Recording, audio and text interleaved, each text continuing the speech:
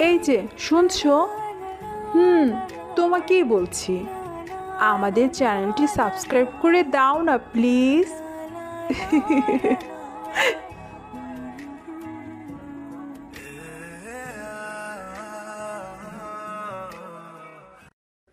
রাস্তা দিয়ে আর মনে হাঁটছি আর ভাবছি আদিবার কথাগুলো। এত নিষ্ঠুর মানুষ কেমন করে হতে পারে? যে মানুষটা আমাকে ছাড়া থাকতে পারতো না, সেই মানুষ কিভাবে আমাকে বলে থাকে থাকবো না আর এই শহরে, চলে যাব দূর অজানায়, যেদিকে দু চোখ যায়। আপনারা হয়তো বা কিছুই বুঝতে পারছেন না, তাই না? আচ্ছা, তাহলে চলুন আপনাদেরকে তাহলে আমার অতীত থেকে ঘুরিয়ে নিয়ে আসি।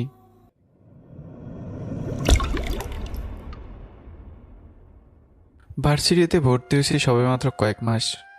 আমি আর আমার একটা বন্ধু ঢাকা শহরে ছোট্ট একটা বাসায় ভাড়া থাকি। কোনো মতে আমার দিন চলে যায়। আপাতত এখন এতটুকুই থাক, এরপর গল্পের সাথে থাকলে সব জেনে যাবেন। কথা বলতে বলতে আমি ক্লাসরুমে চলে এলাম। এসে দিকে সবাই ক্লাসে বসে আছে। আমি রোজকার মতো আমার সিটে গিয়ে বসে পড়লাম। এই সিটে শুধু আমি আর আমার বন্ধু রাফি বসে, আর কেউ বসে না। কারণটা অবশ্য আমার জানা, কারণ আমি ছোট লোক, আর ছোট লোকদের কাছে বসতে সকলেরই একটু মান সম্মানে লাগে। আজকে ভার্সিটিতে রাফি আসেনি, তাই আমি একা একাই বসে আছি। ঠিক তখন একটা অচেনা মেয়ে এসে আমার পাশে বসে পড়ল। আমি এক পলক মেয়েটার দিকে তাকিয়েছিলাম। আগে কখনো দেখিনি, তবে দেখতে অনেক সুন্দর। আমি অনেক অবাক হলাম। অবাক হওয়ার অনেকগুলো কারণ রয়েছে। তার প্রধান কারণ হচ্ছে ক্লাসে আরও অনেক সিট ফাঁকা আছে। সেই সব সিটে না বসে কেন এই মেয়েটা আমার পাশে এসে বসলো? আর কে এই মেয়ে? আগে তো কোনো দিন দেখিনি, তাই অনেক অবাকই হলাম। কিন্তু তারপরে মেয়েটার দিকে তাকাতে সাহস পাচ্ছি না। আশেপাশে তাকিয়ে দেখে অনেকে আমার দিকে অবাক চোখে তাকিয়ে আছে। এটার কারণ হয়তো এই মেয়েটা। এগুলো ভাবতেছিলাম, তখনই স্যার চলে আসলো। আমি আর কিছু না ভেবে ক্লাসে মন দিলাম। স্যার ক্লাসে এসে বললেন। আদিবা, তুমি দাঁড়াও। আমার পাশের মেয়েটির দিকে চেয়ে স্যার বললেন, আর সাথে সাথে আমার পাশের সিটে বসে মেয়েটি দাঁড়িয়ে গেল। বুঝলাম মেয়েটার নাম আদিবা। এখন আমি মেয়েটার দিকে ভালো করে তাকিয়ে দেখে নিই। স্টুডেন্ট, এই হচ্ছে আদিবা, তোমাদের নতুন ফ্রেন্ড। আজকেই ভর্তি হয়েছে, এখন থেকে তোমাদের সাথেই পড়াশোনা করবে। এরপর স্যার নিজে লেকচার দিতে শুরু করলেন। বুঝলাম মেয়েটা নতুন, তাই হয়তো না জেনে শুনে আমার পাশে বসেছে। জানলে হয়তো আর কোনোদিন আমার পাশেই বসতো না। আমি মন দিয়ে স্যারের ক্লাস করতে লাগলাম। এইভাবে প্রথম ক্লাস শেষ হয়ে গেল। আমি ক্লাসের বাইরে যাব, তখনই আদিবা আমাকে বলল। হ্যালো, আমি আদিবা। মেয়েটি আমার দিকে হাত বাড়িয়ে কথাটা বলল। আমি শ্রাবণ আহমেদ। আমরা কি ফ্রেন্ড হতে পারি? আমি হাত মিলালাম না। এ কি, তুমি হাসতেছো কেন? আপনি নতুন, তাই আমাকে ঠিকভাবে চেনেন না। আর কয়েকটা দিন ক্লাস করুন, সব জেনে যাবেন। আর আমাকে ফ্রেন্ড বানানোর কথাও বলবেন না তখন। প্রথম কথা, আমরা একই ইয়ারে পড়ি, সো আপনি করে নয় তুমি করে বলতে হবে। আর দ্বিতীয়ত, তুমি আমাকে ফ্রেন্ড বানাবে। সেটা সম্ভব নয়। আমি এখন আসি। এই বলে আমি বাইরে চলে এলাম। আর মেয়েটা আমার সাথে সাথে এলো। ভাবতেছি আজকে বাসায় চলে যাব, কারণ রাফি আসেনি। তাই খুব একা একা লাগতেছে। একা থাকাটা যে কত কষ্টের, সেটা আমার থেকে আর ভালো কেউ জানে না। এগুলো ভাবতেছিলাম ক্যাম্পাসের একটা গাছের নিচে বসে। হঠাৎ করে কোত্থেকে যেন আদিব আমার সামনে এসে বলল। কেন সম্ভব নয় তোমার সাথে ফ্রেন্ডশিপ করা? অনেক কারণ আছে। কি কারণ, আমি সেটা শুনতে চাই।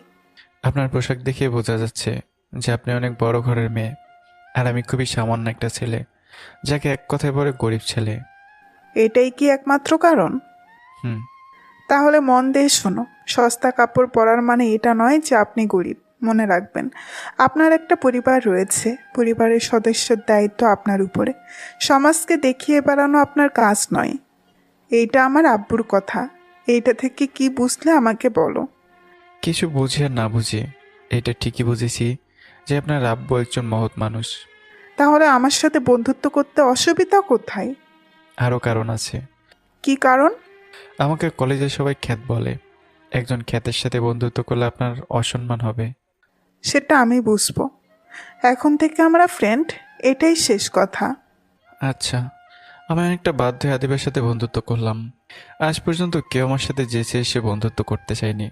শুধুমাত্র আদিব আজকে এসে আমার সাথে বন্ধুত্ব করলো। শ্রাবণ, চলো ক্লাসে যাই। স্যার চলে এসেছেন মনে হয়। এরপর আমি আর আদিবের সোজা ক্লাসে চলে গেলাম। ক্লাসের সবাই আমাদের দিকে তাকিয়ে আছে। হয়তো আমরা দুজনে একসাথে ক্লাসে ঢোকার কারণে আমি সেদিকে খেয়াল না করে নিজের সিটে গিয়ে বসলাম। এইভাবে দেখতে দেখতে আজকের দিনটাই কেটে গেল। মানে আজকের মতো ভার্সিটি ছুটি। ভেবেছিলাম 2টায় ক্লাস করে বাসায় চলে যাব, কিন্তু আদিবার সাথে গল্প করতে করতে বাসায় যেতে আর ইচ্ছেই করছিল না, তাই আর যাইনি। পুরো ক্লাস করেছি। আদিবের মেয়েটা অনেক ভালো, অনেক খোলা মনের মানুষ। এইটুকু সময় যেন আমার অনেকটা জায়গা জুড়ে বসেছে। আমার বাসার আদিবার বাসা বিপরীত দিকে, তাই দুজন দুদিকে বিদায় জানিয়ে বাসার দিকে রওনা দিলাম। আজকে আমার জীবনে সবচেয়ে খুশির দিনগুলোর মধ্যে থেকে একটা দিন ছিল। তার কারণ রাফি বাদে আজকে দ্বিতীয় কেউ আবার আমার সাথে এমনভাবে ব্যবহার করেছে। তাই আমি সারা রাস্তা আদিবার কথা ভাবতে ভাবতে বাসার গেটে হেঁটে চলে এলাম। বাসায় এসে কলিং বেল বাজানোর পরে রাফি এসে দরজা খুলে দিল। কিরে, আজকে এত দেরি হলো যে? আগে ফ্রেশ হয়ে নেই, তারপর সব বলছি। আচ্ছা, ফ্রেশ হয়ে খেতে আয়। তুই খেয়েছিস? না, তোকে ছাড়া আমি খেয়েছি কখনো? হ্যাঁ, আমার তো মনেই ছিল না। এরপর আমি ফ্রেশ হয়ে খাবার খেতে বসলাম। এইবার বল, কি হয়েছে? জানিস বন্ধু, আজকে একটা মেয়েকে সাহায্য করতে গিয়ে নিজে অপমানিত হয়েছি। কি? আর কোন মেয়েকে? আফিয়া। কোন আফিয়া? আমাদের ব্যাচের? বন্ধু, মন খারাপ করিস না। বড় লোকের ছেলে মেয়েগুলো কেমনই হয়ে থাকে, ওদের চোখ থাকতে বন্ধ। হ্যাঁ, বাদ দে সব। হুম। আর আজকে আরও একটা অবাক করার বিষয় হয়েছে আমার সাথে। কি হয়েছে? তারপর তাকে সব খুলে বললাম আদিবার ব্যাপারে। দেখিস, এদের কিন্তু বিশ্বাস নেই। হ্যাঁ, এরপর আমি আর রাফি বাসার বাইরে চলে এলাম। এই সময় বাসার বাইরে বের হওয়ার একটাই কারণ, আর সেটা হলো টিউশনি। আমি আর রাফি দুজনেই টিউশনি করাই, আর এভাবে আমাদের জীবন চলছিল। রোজকার মতো আজকেও ঠিক সময় টিউশনি করাতে গেলাম। আমি যাদের বাসায় টিউশনি করাই তারা অনেক ভালো মানুষ। ভালো মানুষ না হলে কোনোদিন আমার মতো একটা অপরিচিত ছেলেকে তাদের বাসায় টিউশনিতে রাখতো না। সময় মতো টিউশনি করে রাস্তায় বের হলাম। মোবাইলের দিকে তাকিয়ে দেখি রাত 8টা বেজে গেছে। আমি রাফিকে ফোন দিলাম। হ্যালো, তোর টিউশনি শেষ হলো? হুম, এই মাত্র রাস্তায় বের হলাম। তোর কি খবর? হ্যাঁ, আমি এইমাত্র টিউশনির থেকে বের হলাম। ও, শরীরটা খুব ক্লান্ত লাগতেছে আজকে। ওকে, তাহলে চল আজকে বাসের সাথে বসে একটু আড্ডা দিই। রাতের ঠান্ডা বাতাসে শরীর ও মন দুইটাই ভালো হয়ে যাবে। হুম, এটা তুই একদম ঠিক বলেছিস, কিন্তু আবার কিসের কিন্তু? আরে, বাড়িওয়ালা আছে না, উনি তো রাগারাগি করবে আমাদের এই সময় ছাদে দেখলে। হ্যাঁ, সেটা ঠিক, কিন্তু তোর চিন্তা করতে হবে না, আমি সামলে নেব। ওকে, তাহলে তাড়াতাড়ি বাসায় চল। হ্যাঁ, আর শোন, আসার সময় ঠান্ডা কোক নিয়ে আসিস 1 লিটার। এটা তুই কোন কথা বললি? কেন? আমি আবার রাতের আড্ডার জন্য কেক আনতে ভুলে যাব। ওকে, তুই তাড়াতাড়ি আয়। ওকে। এরপর ফোন রেখে দিয়ে আমি বাসার উদ্দেশ্যে রওনা দিলাম। বাসা এখান থেকে বেশি দূরে নয়, তাই হেঁটেই যাচ্ছি। বাসায় প্রায় চলে এসেছি। গেট দিয়ে ভিতরে ঢুকতে যাব, তখনই কি পরিচিত একটা নাম্বার থেকে ফোন আসলো। আমি চারপাশে তাকিয়ে দেখলাম আমার পাশে দারোয়ান ছাড়া আর কেউ নেই, তাই ফোনটা রিসিভ করলাম। হ্যালো স্যার, কেমন আছেন? হ্যাঁ, ভালোই। আপনি? জি স্যার, ভালো আছি। হ্যাঁ, ফোন করেছেন কেন? তাড়াতাড়ি বলুন। স্যার, কয়েকটা কাগজে আপনার সাইন লাগবে। ওকে, আপনি কালকে কলেজ ছুটির পর দেখা করুন। Okay sir. আর একটা কথা কি কথা? স্যার, এইভাবে আর কতদিন চলবে? প্রায় 5 বছর হতে চললো। আপনি কেন এইভাবে ঘুরে বেড়াচ্ছেন? সময় হলে আমি ঠিকই আসবো, আর আপনি তো আছেনই। স্যার, আমি আছি, কথাটা সেটা নয়। আপনি না থাকলে কিভাবে হয়? প্লিজ স্যার, নিজেকে এইভাবে কষ্ট দেবেন না। এগুলো আমাকে বলে কোনো লাভ নেই, আপনি সেটা ভালো করেই জানেন। আসার সময় হলে আমি ঠিকই আসবো। ওকে স্যার, ভালো থাকবেন। আর কোনো সমস্যা হলে আমাকে কল দিয়েন। ওকে। এরপর ফোন কেটে দিলাম। আপনারা হয়তো অনেকে কিছু বুঝতে পারতেছেন না, কে এই লোক যে আমার সাথে মাত্র ফোনে কথা বলল। আবার অনেকে হয়তো অবাক হচ্ছেন যে আমার মতো একটা এতিম ছেলেকে আবার কে স্যার বলে ডাকতেছে।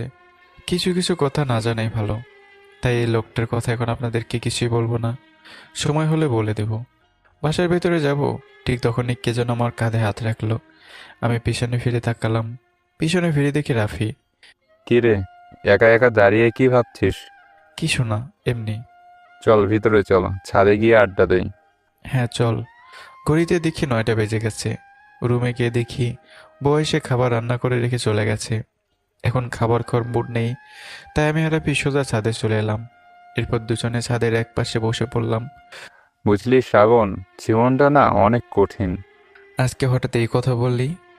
বাবা কৃষক, দিন আনে দিন খাই। আম্মু অসুস্থ, ছোট বোনটার আবার হাজারো আবদার। এর মাঝে আমি একটা মানুষ যে কিনা এত বড় হয়েও আব্বুর কোনো কাজে আসি না। এটা তুই কোনো কথা বললি? দেখবি তুই একটা চাকরি পেলে একলে সব কষ্ট দূর হয়ে যাবে। সেই আশায় বেঁচে আছি রে দোস্ত। তোর তো তবুও বাঁচার একটা উদ্দেশ্য আছে, আর আমি কার জন্য বাঁচবো? কি আমার জীবনের উদ্দেশ্য? আমি তো একটা এতিম। তোকে কতবার বলতে হবে, এই রাফি যতদিন বেঁচে আছে ততদিন তুই এতিম না। তুই আমার নিজের ভাইয়ের চেয়েও অনেক বড় কিছু। ভাই, জীবনে অনেক বড় ভুল করেছি, যার জন্য আজ আমার এই অবস্থা। এখন বুঝতেছি যার মাথার উপরে ভাবার নামক বটগাছটা নেই, তার জীবনটা কতটা কষ্টের। হুম, এটা তুই ঠিক বলেছিস। তবে তবে কি? তোর অতীত কোনো কিছুই তো আমি জানি না, তাই আমি কি করে বলবো যে তুই কি ভুল করেছিস? সময় হলে সব জানতে পারবি। সেই 4 বছর ধরেই একই কথা শুনে আসতেছি। তবে আমি তোর অতীত দেখে বন্ধুত্ব করি নাই। আমি তোর বন্ধু ছিলাম, আছি, আর সারা জীবন থাকবো। আমি জানি তো, তাই তো তোকে এত ভালোবাসি।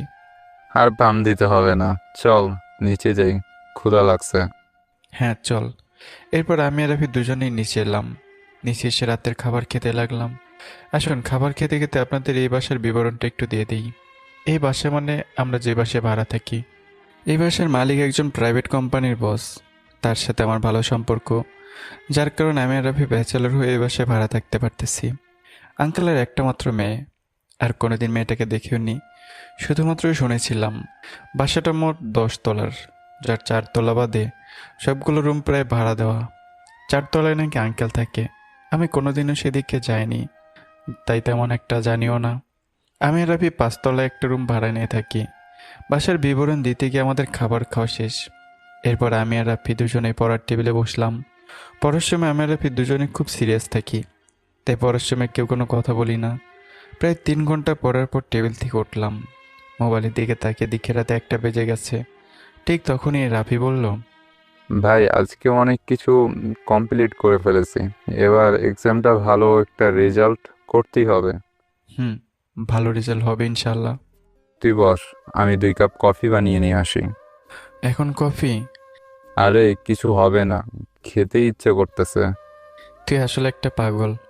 এরপর রাফি কিচেনে চলে গেল। আমি বিছানায় বসে মোবাইলটা অন করলাম। রাতে পড়ার পরে আমাদের দুজনেরই একটাই কাজ, মোবাইলে ফেসবুক ঘাঁটা। আমি প্রতি রাতের মতো ফেসবুকে ঢুকলাম। ফ্রেন্ড রিকোয়েস্ট চেক করতে গিয়ে একটা আইডিতে চোখ আটকে গেল। আইডিটা আর কারো না, আইডিটা ছিল আদিবার। আমি অনেক অবাক হলাম। একদিনের ফ্রেন্ডশিপে সরাসরি ফেসবুকে রিকোয়েস্ট পাঠিয়ে দিয়েছে। আমি আর কিছু না ভেবে রিকোয়েস্ট অ্যাকসেপ্ট করে নিলাম। এর মধ্যে রাফি কফি নিয়ে চলে এসছে, আমাকে 1 কাপ কফি দিল। আমি খেতে লাগলাম। কেমন হয়েছে? প্রতিদিনের মতো আজকেও তোকে একটু উপদেশ দিতে চাই। কি উদ্দেশ্যে? পড়াশোনা ছেড়ে দিয়ে একটা টং দোকান ভাড়া নিয়ে চা কফি বানা। তুই আসলে কোথায় একটু ধন্যবাদ দিই তা নয়। আর আমি তো তোর প্রশংসা করলাম। জানি। আমি আর রাফি কফি খেতে খেতে গল্প করছিলাম, তখনই ফোনে একটা মেসেজ এলো। আমি মেসেজটা দেখে অবাক হয়ে গেলাম। কারণটা হলো মেসেজটা ছিল আদিবার। অনেক অবাক হলাম তার কারণ রাত 2টার বেশি বাজে, আর এই সময় এ মেয়ে ফেসবুকে কি করে।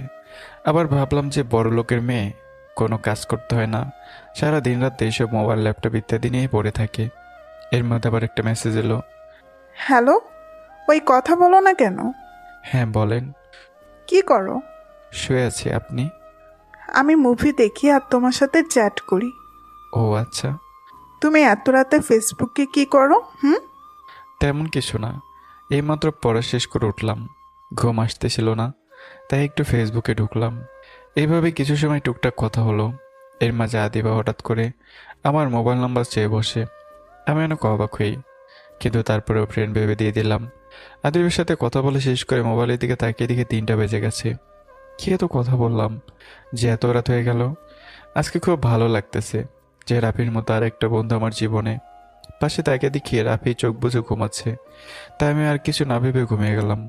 সকালবেলা ঘুম ভাঙলো রাফির ডাকে। কিরে শ্রাবণ, তোর শরীর খারাপ নাকি? না তো, কেন? ঘড়িতে চেয়ে দেখ কয়টা বাজে। অনেক অবাক হলাম, সকাল 8টা বেজে গেছে। তখনই রাতের কথা মনে পড়ে গেল। আরে ভাই বলিস না, কালকে রাতে ঘুমাতে একটু লেট হয়ে গেছিল। হুম, এই নে কফি খেয়ে নে। তুই টেবিলে রাখ, আমি ফ্রেশ হয়ে আসতেছি। হুম। এরপর ফ্রেশ হয়ে এসে কফি খেতে লাগলাম। বুঝলি বন্ধু, আদিবা মেয়েটা না অনেক ভালো। আমি কার মুখে কি শুনছি? মজা করিস না, আমি সত্যি বলতেছি। কি করে বুঝলি যে খুব ভালো? কথাবার্তা দিয়ে যা বুঝলাম আর কি। কয়দিনের পরিচয়? 2 দিন। ওরে ভাই, আমারে তুই মাইরা ফেলা। ধুর। এরপর আমি আর আপনি সকালের খাবার খেয়ে কলেজের উদ্দেশ্যে বেরিয়ে পড়লাম। আর আপনাদের তো একটা কথা বলতেই মনে নেই, আমি আর আপনি আমাদের নিজেদের খাবার নিজেরাই রান্না করে খাই। শুধু শুধু টাকা নষ্ট করার কোনো মানে নেই। তবে প্রথম প্রথম একটু কষ্ট হলেও এখন আর কষ্ট হয় না। আমি আর আপনি কথা বলতে বলতে কলেজ গেট দিয়ে ঢুকতে যাচ্ছিলাম, তখনই আদিবা আমার নাম ধরে ডাক দিল। পেছনে ফিরে দিকে আদিবা রাস্তার অপর প্রান্ত থেকে রিক্সা থেকে নেমে আমার দিকে আসতেছে। ঠিক তখনই রাফি আমাকে বলল, কে এই মেয়ে ভাই? তোকে চিনে কিভাবে? আরে তোকে রাতে বলেছিলাম মনে নেই? ও, এই তাহলে সেই আদিবা। হ্যাঁ, তুই এখন চুপ কর। ওকে। এর মধ্যে আদিবা আমার কাছে চলে এসছে।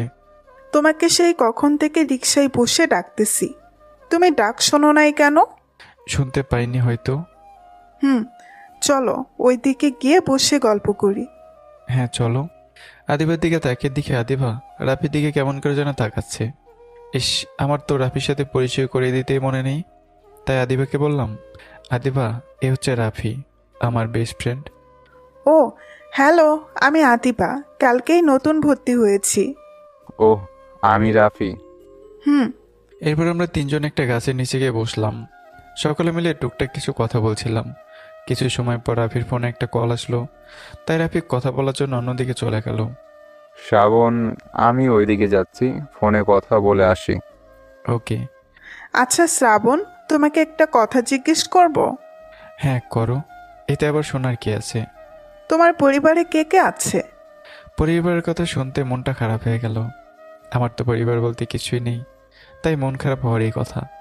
আদিব হয়তো বিশেষটা বুঝতে পেরেছে, তাই আদিব আবারও জিজ্ঞাসা করলো, আমি কি খারাপ কিছু বলে ফেলেছি?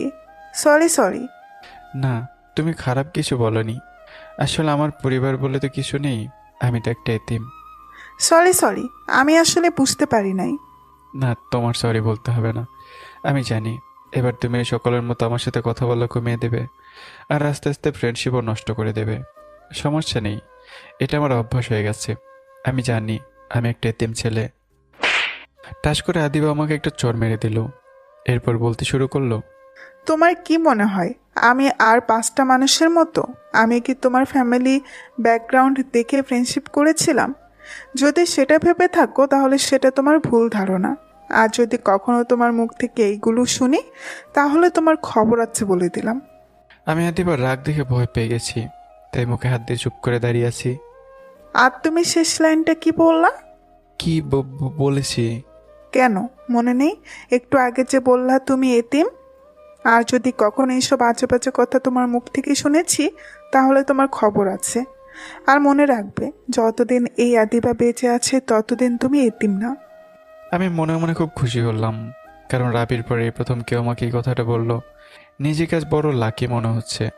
আর আদিবাকে যতই দেখতেছি ততই অবাক হচ্ছি, কারণ আমার সাথে পরিচয় হয়েছে আজকে মাত্র 2 দিন, আর তাতে এত আপন করে নিয়েছে। মনে মনে আরও অনেক কিছু ভাবছিলাম। তখন আদিবা বলল, কি ভাবতেছো? কই কিছু না তো। এইমাত্র কি বললাম মনে থাকবে তো? হ্যাঁ থাকবে। এই তো, গুড বয়। আদিবা আমার মুখ থেকে হাত নামিয়ে বলল, ও শিট, আমি সরি, তোমাকে রাগের মাথায় চড় মেরে ফেলেছি। সরি বলতে হবে না, সমস্যা নেই। আসলে আমার রাগ উঠলে না, আমি কি করি সেটা আমি নিজেও জানি না। হ্যাঁ সেটা তো দেখতে পেলাম। সরি বললাম তো। বন্ধুদের মধ্যে নো সরি নো থ্যাঙ্কস। হয়েছে, আর নাকামি করতে হবে না। হুম। ভালো কথা। রাফির সেই গেল আর এলো না। হয়তো ক্লাসে চলে গেছে। চলো আমরাও চাই, টাইম হয়ে গেছে। হ্যাঁ চলো। আমি আর আদিবা দুজনেই ক্লাসে প্রবেশ করলাম। তখন সবাই আমাদের দিকে হা হয়ে তাকিয়ে আছে। আমার অবশ্যই এই অভ্যাসটা হয়ে গেছে, কিন্তু আদিবা কিভাবে নেবে এই বিষয়টা? আমার সব ধরনের ভুল প্রমাণ করে দিয়ে কোনো দিকে না তাকিয়ে আমার সাথে আস্তে আস্তে বসে পড়লো। কিন্তু এখানে কোথাও রাফিকে দেখতে পেলাম না। মনে হয় আসার পরে বাসায় চলে গেছে আবার। কিছুই বুঝতে পারছি না। তখন আদিবা বলল, রাফিকে তো কোথাও দেখতে পাচ্ছি না। মনে হয় বাসায় চলে গেছে। ও, হতে পারে। হ্যাঁ। আর তোমাকে তো আমার পরিবারের কথা বলতেই মনে নেই। এবার বলে দাও তাহলে। হুম, আমার পরিবার বলতে আমি আর আব্বু আর আম্মু। ও, ভালো। হুম, এইবার চুপ করো, স্যার এসে গেছে ক্লাসে। হ্যাঁ। এরপর আমি আর আদিবা মন দিয়ে ক্লাস করতে লাগলাম। ক্লাসের ফাঁকে ফাঁকে টুকটাক কথা বলছি আমরা দুজনে। এইভাবে দেখতে দেখতে সবগুলো ক্লাস শেষ হয়ে গেল। আজকে যেহেতু হাফ ক্লাস, তাই বেশি সময় লাগেনি। ক্লাস শেষ করে আমি আর আদিবা একসাথে কলেজ থেকে বেরিয়ে গেলাম। এরপর আদিবা বিদায় নিয়ে আমি বাসার দিকে রওনা দিলাম। আজকের দিনটা অনেক ভালো কেটেছে আমার। তবে রাফির জন্য চিন্তা হচ্ছে। কোনো কিছু না বলে রাফি এভাবে কলেজ থেকে চলে গেল কেন? কোথায় গেল? বাসায় গেছে মনে হয়। তাই জোরে বাসার দিকে হাঁটতে লাগলাম। বাসায় এসে দিকে রাফি বাসায় আছে। আমি ওকে দেখে বুঝতে পারতেছি যে কিছু একটা নিয়েও চিন্তা করছে। তাই আমি বললাম, কিরে, তুই আমাকে কিছু না বলে চলে এলি কেন? জানিস কত চিন্তায় ছিলাম। এমনি ভালো লাগছিল না। আমার দিকে তাকা, আমায় বল কি হয়েছে। তুই তো জানিস আব্বুর শরীরের অবস্থা বেশি ভালো ছিল না। তার উপরে আব্বুর খেতে কাজ করে। আম্মু ফোন দিয়েছিল তখন। কি বলেছে আন্টি? আব্বু কালকে দুপুরে হঠাৎ করে খুব অসুস্থ হয়ে পড়ে। আম্মু আমাকে আজকে বলেছে, কারণ আমি চিন্তা করবো তাই। এর আগে আমি কখনো রাফিকে কান্না করতে দেখিনি, আর আজকে সে কান্না করছে। আমি জানি রাফি ওর বাবা মাকে খুব ভালোবাসে, তাই আমি ওকে বলার মতো কোনো কিছু খুঁজে পাচ্ছিলাম না। তখনই পাশে খেয়াল করে দেখি রাফির ব্যাগ গোছানো। বাসায় যাবি? হুম। বাসায় যাবি ভালো কথা। এত বড় ব্যাগ নেওয়ার কি আছে? কলেজ ব্যাগে করে কয়েকটা জামা কাপড় নিয়ে যা। আমি আর ফিরে আসবো না, তাই সবকিছু গুছিয়ে নিয়েছি। মানে, কি বলতে চাচ্ছিস তুই? মানে, আমি আর লেখাপড়া করব না। বাসায় গিয়ে আব্বুর সাথে কাজ করব। আব্বুকে আর আমি কাজ করতে দেব না। লেখাপড়া করবি না মানে? তুই হাসতেছিস কেন? আমাদের পড়াশোনা শেষ করতে এখনো কয় বছর বাকি বলতো? 4 বছর মনে হয়। তাহলে এই 4 বছর পরে বাড়িতে গিয়ে আমি হয়তো আমার আব্বুকে আর দেখতে পাবো না। এরকম কিছুই হবে না। আর পড়াশোনা শেষ হওয়ার পরেই যে চাকরি হয়ে যাবে এমন কোনো কথা নেই। তাই আমি চাচ্ছি না যে আব্বুর টাকাগুলো এভাবে নষ্ট হোক। রাফি কেঁদে দিল। মনে কর তুই একটা চাকরি পেয়ে গেলি, তাহলে কি করবি? বন্ধু শোন, আমি জানি সেটা সম্ভব নয়, তারপরও বলি। আমি একটা চাকরি পেলে প্রথমে বাড়িতে যাব। যাওয়ার পথে আমার আব্বু আম্মু এবং আমার পিচ্চি বোনটার জন্য অনেক কেনাকাটা করব। এরপর গ্রাম ছেড়ে সকলকে নিয়ে শহরে চলে আসব। আমি চাই না আমার বোনও আমার মতো কষ্ট পাক, তাই ওকে ভালো স্কুলে ভর্তি করিয়ে দিব। ব্যাস, এটুকুই। বন্ধু, মনে কর তোর স্বপ্ন পূরণ হয়ে গেছে। মানে, তুই এর সময়ও মজা করছিস? আমি রাফিকে কিছু না বলেই আমার পড়ার টেবিলে চলে গেলাম। সেখান থেকে ড্রয়ার থেকে একটা চিঠি বের করে রাফিকে দিলাম। এটা কি? তোর চাকরির জয়েনিং লেটার। মানে? তুই আগে এটা খুলে দেখ। এরপর রাফি কিছু না বলে চিঠিটা পড়তে লাগলো। কিছু সময় পরেই, এটা তো সিলেটের সবচেয়ে বড় কোম্পানি এবি গ্রুপের জয়েনিং লেটার। এটা তুই পেলি কোথায়? এই বাসার মালিকের মতো সিলেটেও আমার এক পরিচিত আঙ্কেল ছিল। তিনি দিয়েছিলেন 1 বছর আগে, কিন্তু আমি যাইনি। যাসনি তো কি হয়েছে, এখন যাবি? না রাফি, আমি এখানে ভালো আছি। একইভাবে আমিও লেখাপড়া শেষ করে এরকম একটা চাকরি ঠিকই খুঁজে নেব। না বন্ধু, এটাতে আমার কোনো অধিকার নেই। তুই যা, আমি ঠিকই ম্যানেজ করে নেব। তোকে কি এখন চড় দিতে হবে? আমার ভাই আর আমি দুজনের মধ্যে একজন গেলেই হলো। আর আমি এই মুহূর্তে ঢাকা থেকে কোথাও যেতে চাচ্ছি না। আর তোর যে চাকরিটা খুবই প্রয়োজন। আমাকে আর কিছু না বলতে দিয়ে রাফিক খুব জোরে আমাকে বুকের সাথে জড়িয়ে ধরলো আর কেঁদে কেঁদে বলল, জানি না জীবনে কি ভালো কাজ করেছিলাম, যার জন্য তোর মতো একটা ভাই পেয়েছিলাম। এই হয়েছে, আর ইমোশনাল হতে হবে না। অবশেষে তোর চাকরি তো হয়ে গেল, এখন ট্রিট দিবি চল। তুই একটুও পাল্টাবি না, সিরিয়াস মুহূর্তেও। হ্যাঁ, চোখ মুখে পানি দিয়ে একদম মেয়ে মানুষের মতো কেঁদে ভাসিয়ে দিয়েছিস। তুই এরপর দুজনে ফ্রেশ হয়ে বাইরে বের হলাম। সময় তখন বিকেল 3টা হবে বোধহয়। এরপর আমি, রাফি ছোটোখাটো একটা রেস্টুরেন্টে ঢুকে দুপুরের খাবার খেয়ে নিলাম। যেহেতু আজকে রাফির সাথে আমার শেষ দিন, মানে আমি চাচ্ছি যে আজকে রাতেই রাফিকে সিলেটে পাঠিয়ে দেব। যেহেতু আঙ্কেলের শরীর খারাপ, তাই যত তাড়াতাড়ি রাফি অফিসে জয়েন করবে তত আঙ্কেলের জন্য ভালো হবে। রাফি চল, বাস স্ট্যান্ডে গিয়ে তোর জন্য টিকিট কেটে আসি।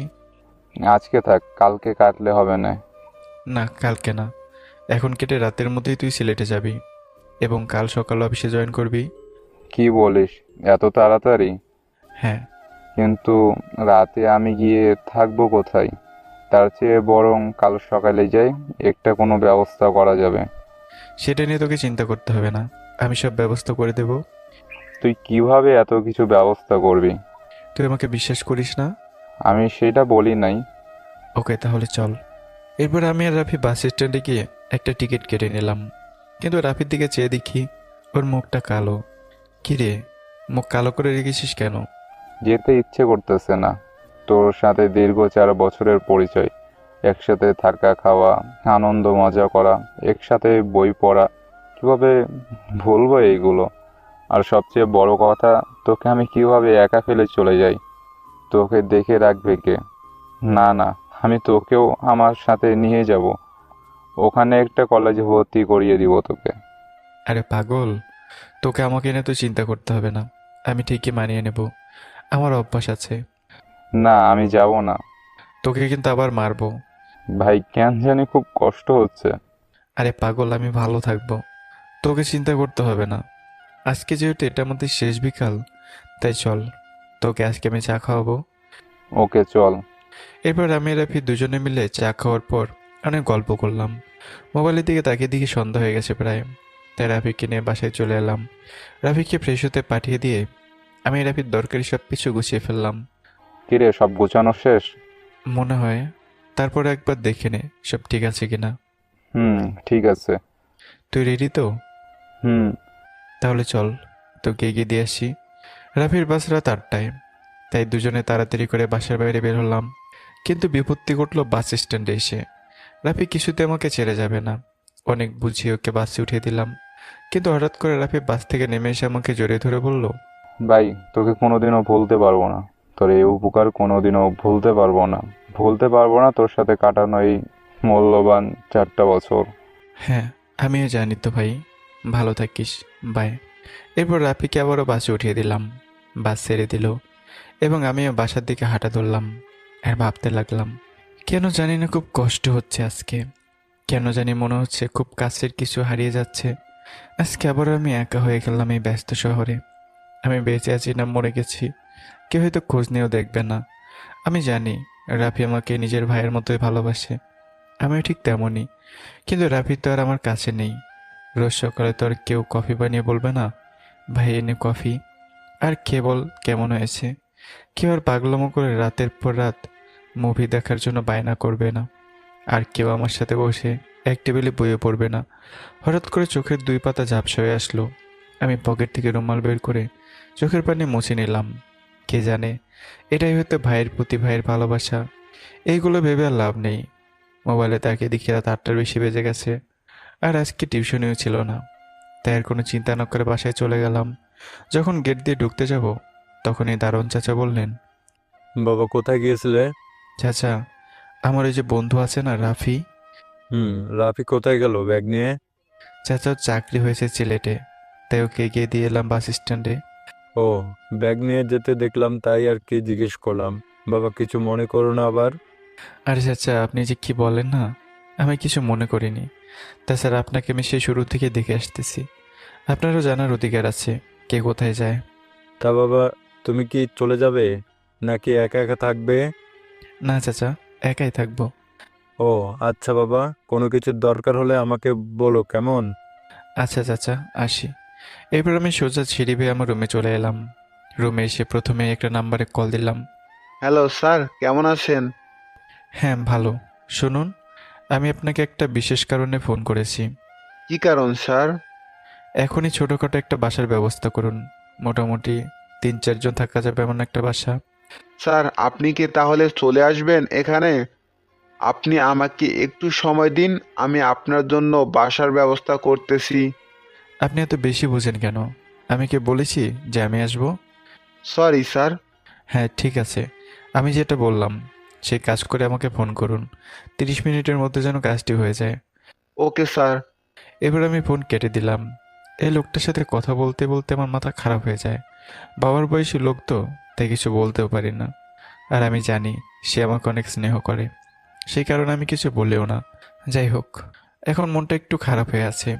সবচেয়ে প্রিয় বন্ধুটা আজকে আমাকে রেখে একা চলে গেল। তাতে তো কষ্ট হবারই কথা। জানি না কি করলে মনটা ভালো হয়ে যাবে। ঠিক তখনই ভাবলাম ছাদে গেলে মনটা ভালো হতে পারে। তাই সিঁড়ি বেয়ে ছাদে চলে গেলাম। আমি আমার মনে হেঁটে ছাদে যাচ্ছিলাম, তখন আঙ্কেলের সাথে দেখা, মানে বাসার মালিক। আঙ্কেলকে দেখলে আমার কেমন জানি ভয় ভয় লাগে, চোখ মুখে কেমন একটা গম্ভীর ভাব। তাই আমি যতটা পারি এড়িয়ে চলি তাকে।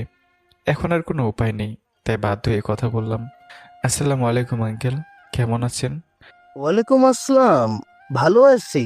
তুমি কেমন আছো? আলহামদুলিল্লাহ ভালো। তা তোমার পড়াশোনা কেমন চলছে?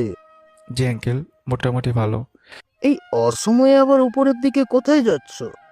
আসলে আঙ্কেল মনটা ভালো নেই, তাই ভাবলাম ছাদ থেকে একটু ঘুরে আসি। ও আচ্ছা, যাবে ভালো কথা, কিন্তু বেশি সময় থেকো না। জানোই তো আমি ছাদে কাউকে যেতে দিই না, আর তোমাকে কেউ দেখলে সেও যেতে চাইবে। জি আঙ্কেল, বুঝতে পেরেছি, বেশি সময় থাকবো না। হুম, এই জন্যই আমি তোমাকে পছন্দ করি। আঙ্কেলের কথা একটু লজ্জা পেলাম, তাই চুপ করে রইলাম। আচ্ছা, আমি আসি তাহলে, তুমি যাও। হ্যাঁ। জি আঙ্কেল। এরপর আমি হাঁপ ছেড়ে বাঁচলাম। দেহে কেমন জানি প্রাণ ফিরে এলো, তাই দেরি না করে উপরের দিকে যেতে লাগলাম। এই বাসায় যদিও লিফটের ব্যবস্থা আছে, কিন্তু আমি সবসময় সিঁড়ি বেয়ে উপরে যাই। কেন জানি একটু কষ্ট হলেও ভালো লাগে সিঁড়ি বেয়ে হাঁটতে। ছাদের এক কোণে ছোট একটা দোলনা আছে। আমি আর আভি মাঝে মধ্যে এখানে এসে বসতাম। এখানে বোধহয় কেউ বসে না, কারণ দোলনায় কিছুটা ময়লা জমে আছে। আমি ময়লা পরিষ্কার করে বসে পড়লাম। দক্ষিণ দিক দিয়ে হালকা হালকা বাতাস আসতেছে। আমি চোখ বুজে সেটাকে অনুভব করতে লাগলাম। এই সময় রাফি থাকলেও অবশ্যই 1 কাপ কফি নিয়ে হাজির হতো। নিজের অজান্তেই মুখে একটা হাসি চলে এলো। বসে আছি কোলাহল মুক্ত ছাদে। নেই কোনো শব্দ, নেই কোনো জনমানুষ। অসাধারণ একটা পরিবেশ। আর আমার মন পৃথিবীর সকল কিছু নিয়ে ভাবতেছে। তখনই ফোনে একটা কল আসলো। ফোনের দিকে তাকিয়ে দিকে অপরিচিত নাম্বার। আমার ফোনে ফোন দেওয়ার মতো রাফি ছাড়া আর কেউ নেই। আর আমার এই নাম্বার 2 জন ছাড়া আর কেউই জানে না। 1 হচ্ছে রাফি, আর 2 হচ্ছে সেই লোকটা। মনে মনে ভাবতে লাগলাম কে ফোন দিতে পারে। ভাবতে ভাবতে ফোনটা কেটে গেল। কিছুক্ষণের মধ্যে আবারও কল এলো। আমি আবার সাথে সাথে রিসিভ করলাম। কি করো? আমি যেন পুরো আকাশ থেকে বললাম, চেনা নেই জানা নেই, সোজা বলতেছে কি করো। আমার মনে হয় ভুল নাম্বারে কল করেছে, তাই বললাম সরি, রং নাম্বার। ফোনটা কাটতে যাব, তখন মেয়েটা আবার বলল, না, আমি ঠিক নাম্বারেই কল করেছি। কণ্ঠটা কেমন যেন চেনা চেনা লাগতেছে। কে? আর আপনি আমাকে চেনেন? আমি কে এখনো চিনতে পারলে না? এই কয়েক ঘন্টার মধ্যেই ভুলে গেলে? সত্যি আমি বুঝতে পারতেছি না আপনি কে। সোজাভাবে বলুন, না হলে ফোন রেখে দিন। এমনিতে রাফির জন্য মন খারাপ, তার উপরে এই প্যাচাল ভালো লাগছে না। হুম, আমি আদিবা। ও শিট, আমার তো মনেই ছিল না। আমি কাল রাতে আদিবাকে আমার নাম্বার দিয়েছিলাম, আর এই জন্যই তো কণ্ঠটা এত চেনা চেনা লাগছিল। কি হলো, এইবার চিনতে পারছেন তো স্যার? হ্যাঁ, আই এম সরি। আমি আসলে বুঝতে পারিনি যে তুমি এই সময় ফোন দেবে। কেন, তুমি কি ব্যস্ত নাকি? না, ব্যস্ত নেই, ফ্রি আছি, তাই তো বসে আছি। ও, ভালো। আর তুমি এমন ভাব করলে যেন তুমি কোনো মেয়েদের সাথে কথাই বলো না। হ্যাঁ, কেন, তুমি জানো না? হয়েছে, আর বলা লাগবে না, সব ছেলেদের আমার চেনা আছে। তুমি কোনো ধোয়া তুলসী পাতা না। আমি মোটেও অমন না। আমি কোনো মেয়ের সাথে কথা বলা তো দূরের কথা, চোখ তুলে তাকিয়েও দেখি না। তাহলে আমার সাথে কে কথা বলতেছে? ওকে, তাহলে রেখে দিলাম। আরে আমি তো মজা করতেছিলাম, আর আমি জানি তো তুমি কেমন ছিলে। তার জন্যই তো তোমাকে আমি বন্ধু বানিয়েছি। হ্যাঁ, তুমি কি করতেছো? বসে বসে পপকর্ন খাই আর মুভি দেখি। ও, কালকে কলেজে একটু তাড়াতাড়ি আসিও। কেন? দরকার আছে। হ্যাঁ। আর তুমি এত বোরিং কেন? সেই কখন থেকে শুধু হ্যাঁ না না করে যাচ্ছ। কথা বলা যায় না নাকি? কি বলবো, আমি পারি না। আমি আসলে মেয়েদের সাথে কথা বলতে পারি না, কেন জানি একটা জড়তা কাজ করে। সমস্যা নেই, আমি তোমাকে মানুষ করে নিব। কি বললে? মানুষ করবে? আমি কি মানুষ না? মানুষ, তবে সেটা শুধু চেহারাই। এই তো, এবার একটু মজা লাগতেছে তোমার সাথে কথা বলে। হ্যাঁ, আমি আদিবার সাথে ফোনে কথা বলতেছিলাম, তখন আমার ফোনে একটা কল এলো, তাই আমি আদিবাকে বিদায় দিয়ে কল ব্যাক করলাম। স্যার, আপনার বাসার ব্যবস্থা হয়ে গেছে। 2 তলা বাড়ি, 5টা রুম, রাস্তার পাশে বাড়ি, তার পাশে দেয়াল দেওয়া। আর থাক, আর বলতে হবে না, আমার বোঝা হয়ে গেছে। ঠিক আছে স্যার। বাসার ঠিকানা আমাকে মেসেজ করে পাঠিয়ে দিন। আর সবচেয়ে জরুরি কথা, কি কথা স্যার, বলুন। কাল সকালে এবির মেনু অফিসে একটা ছেলে যাবে চাকরির লেটার নিয়ে। তাকে যেন কোনো ধরনের প্রশ্ন না করা হয়, আর ছেলেটাকে ওর কাজ বুঝিয়ে দেওয়ার দায়িত্ব আপনার। Okay sir. আর শুনুন, স্যার বলুন। ছেলেটার নাম রাফি। রাফি যদি প্রথম 2-3 দিন ছুটি চায় তাহলে দিয়ে দিন, কেমন? Okay sir.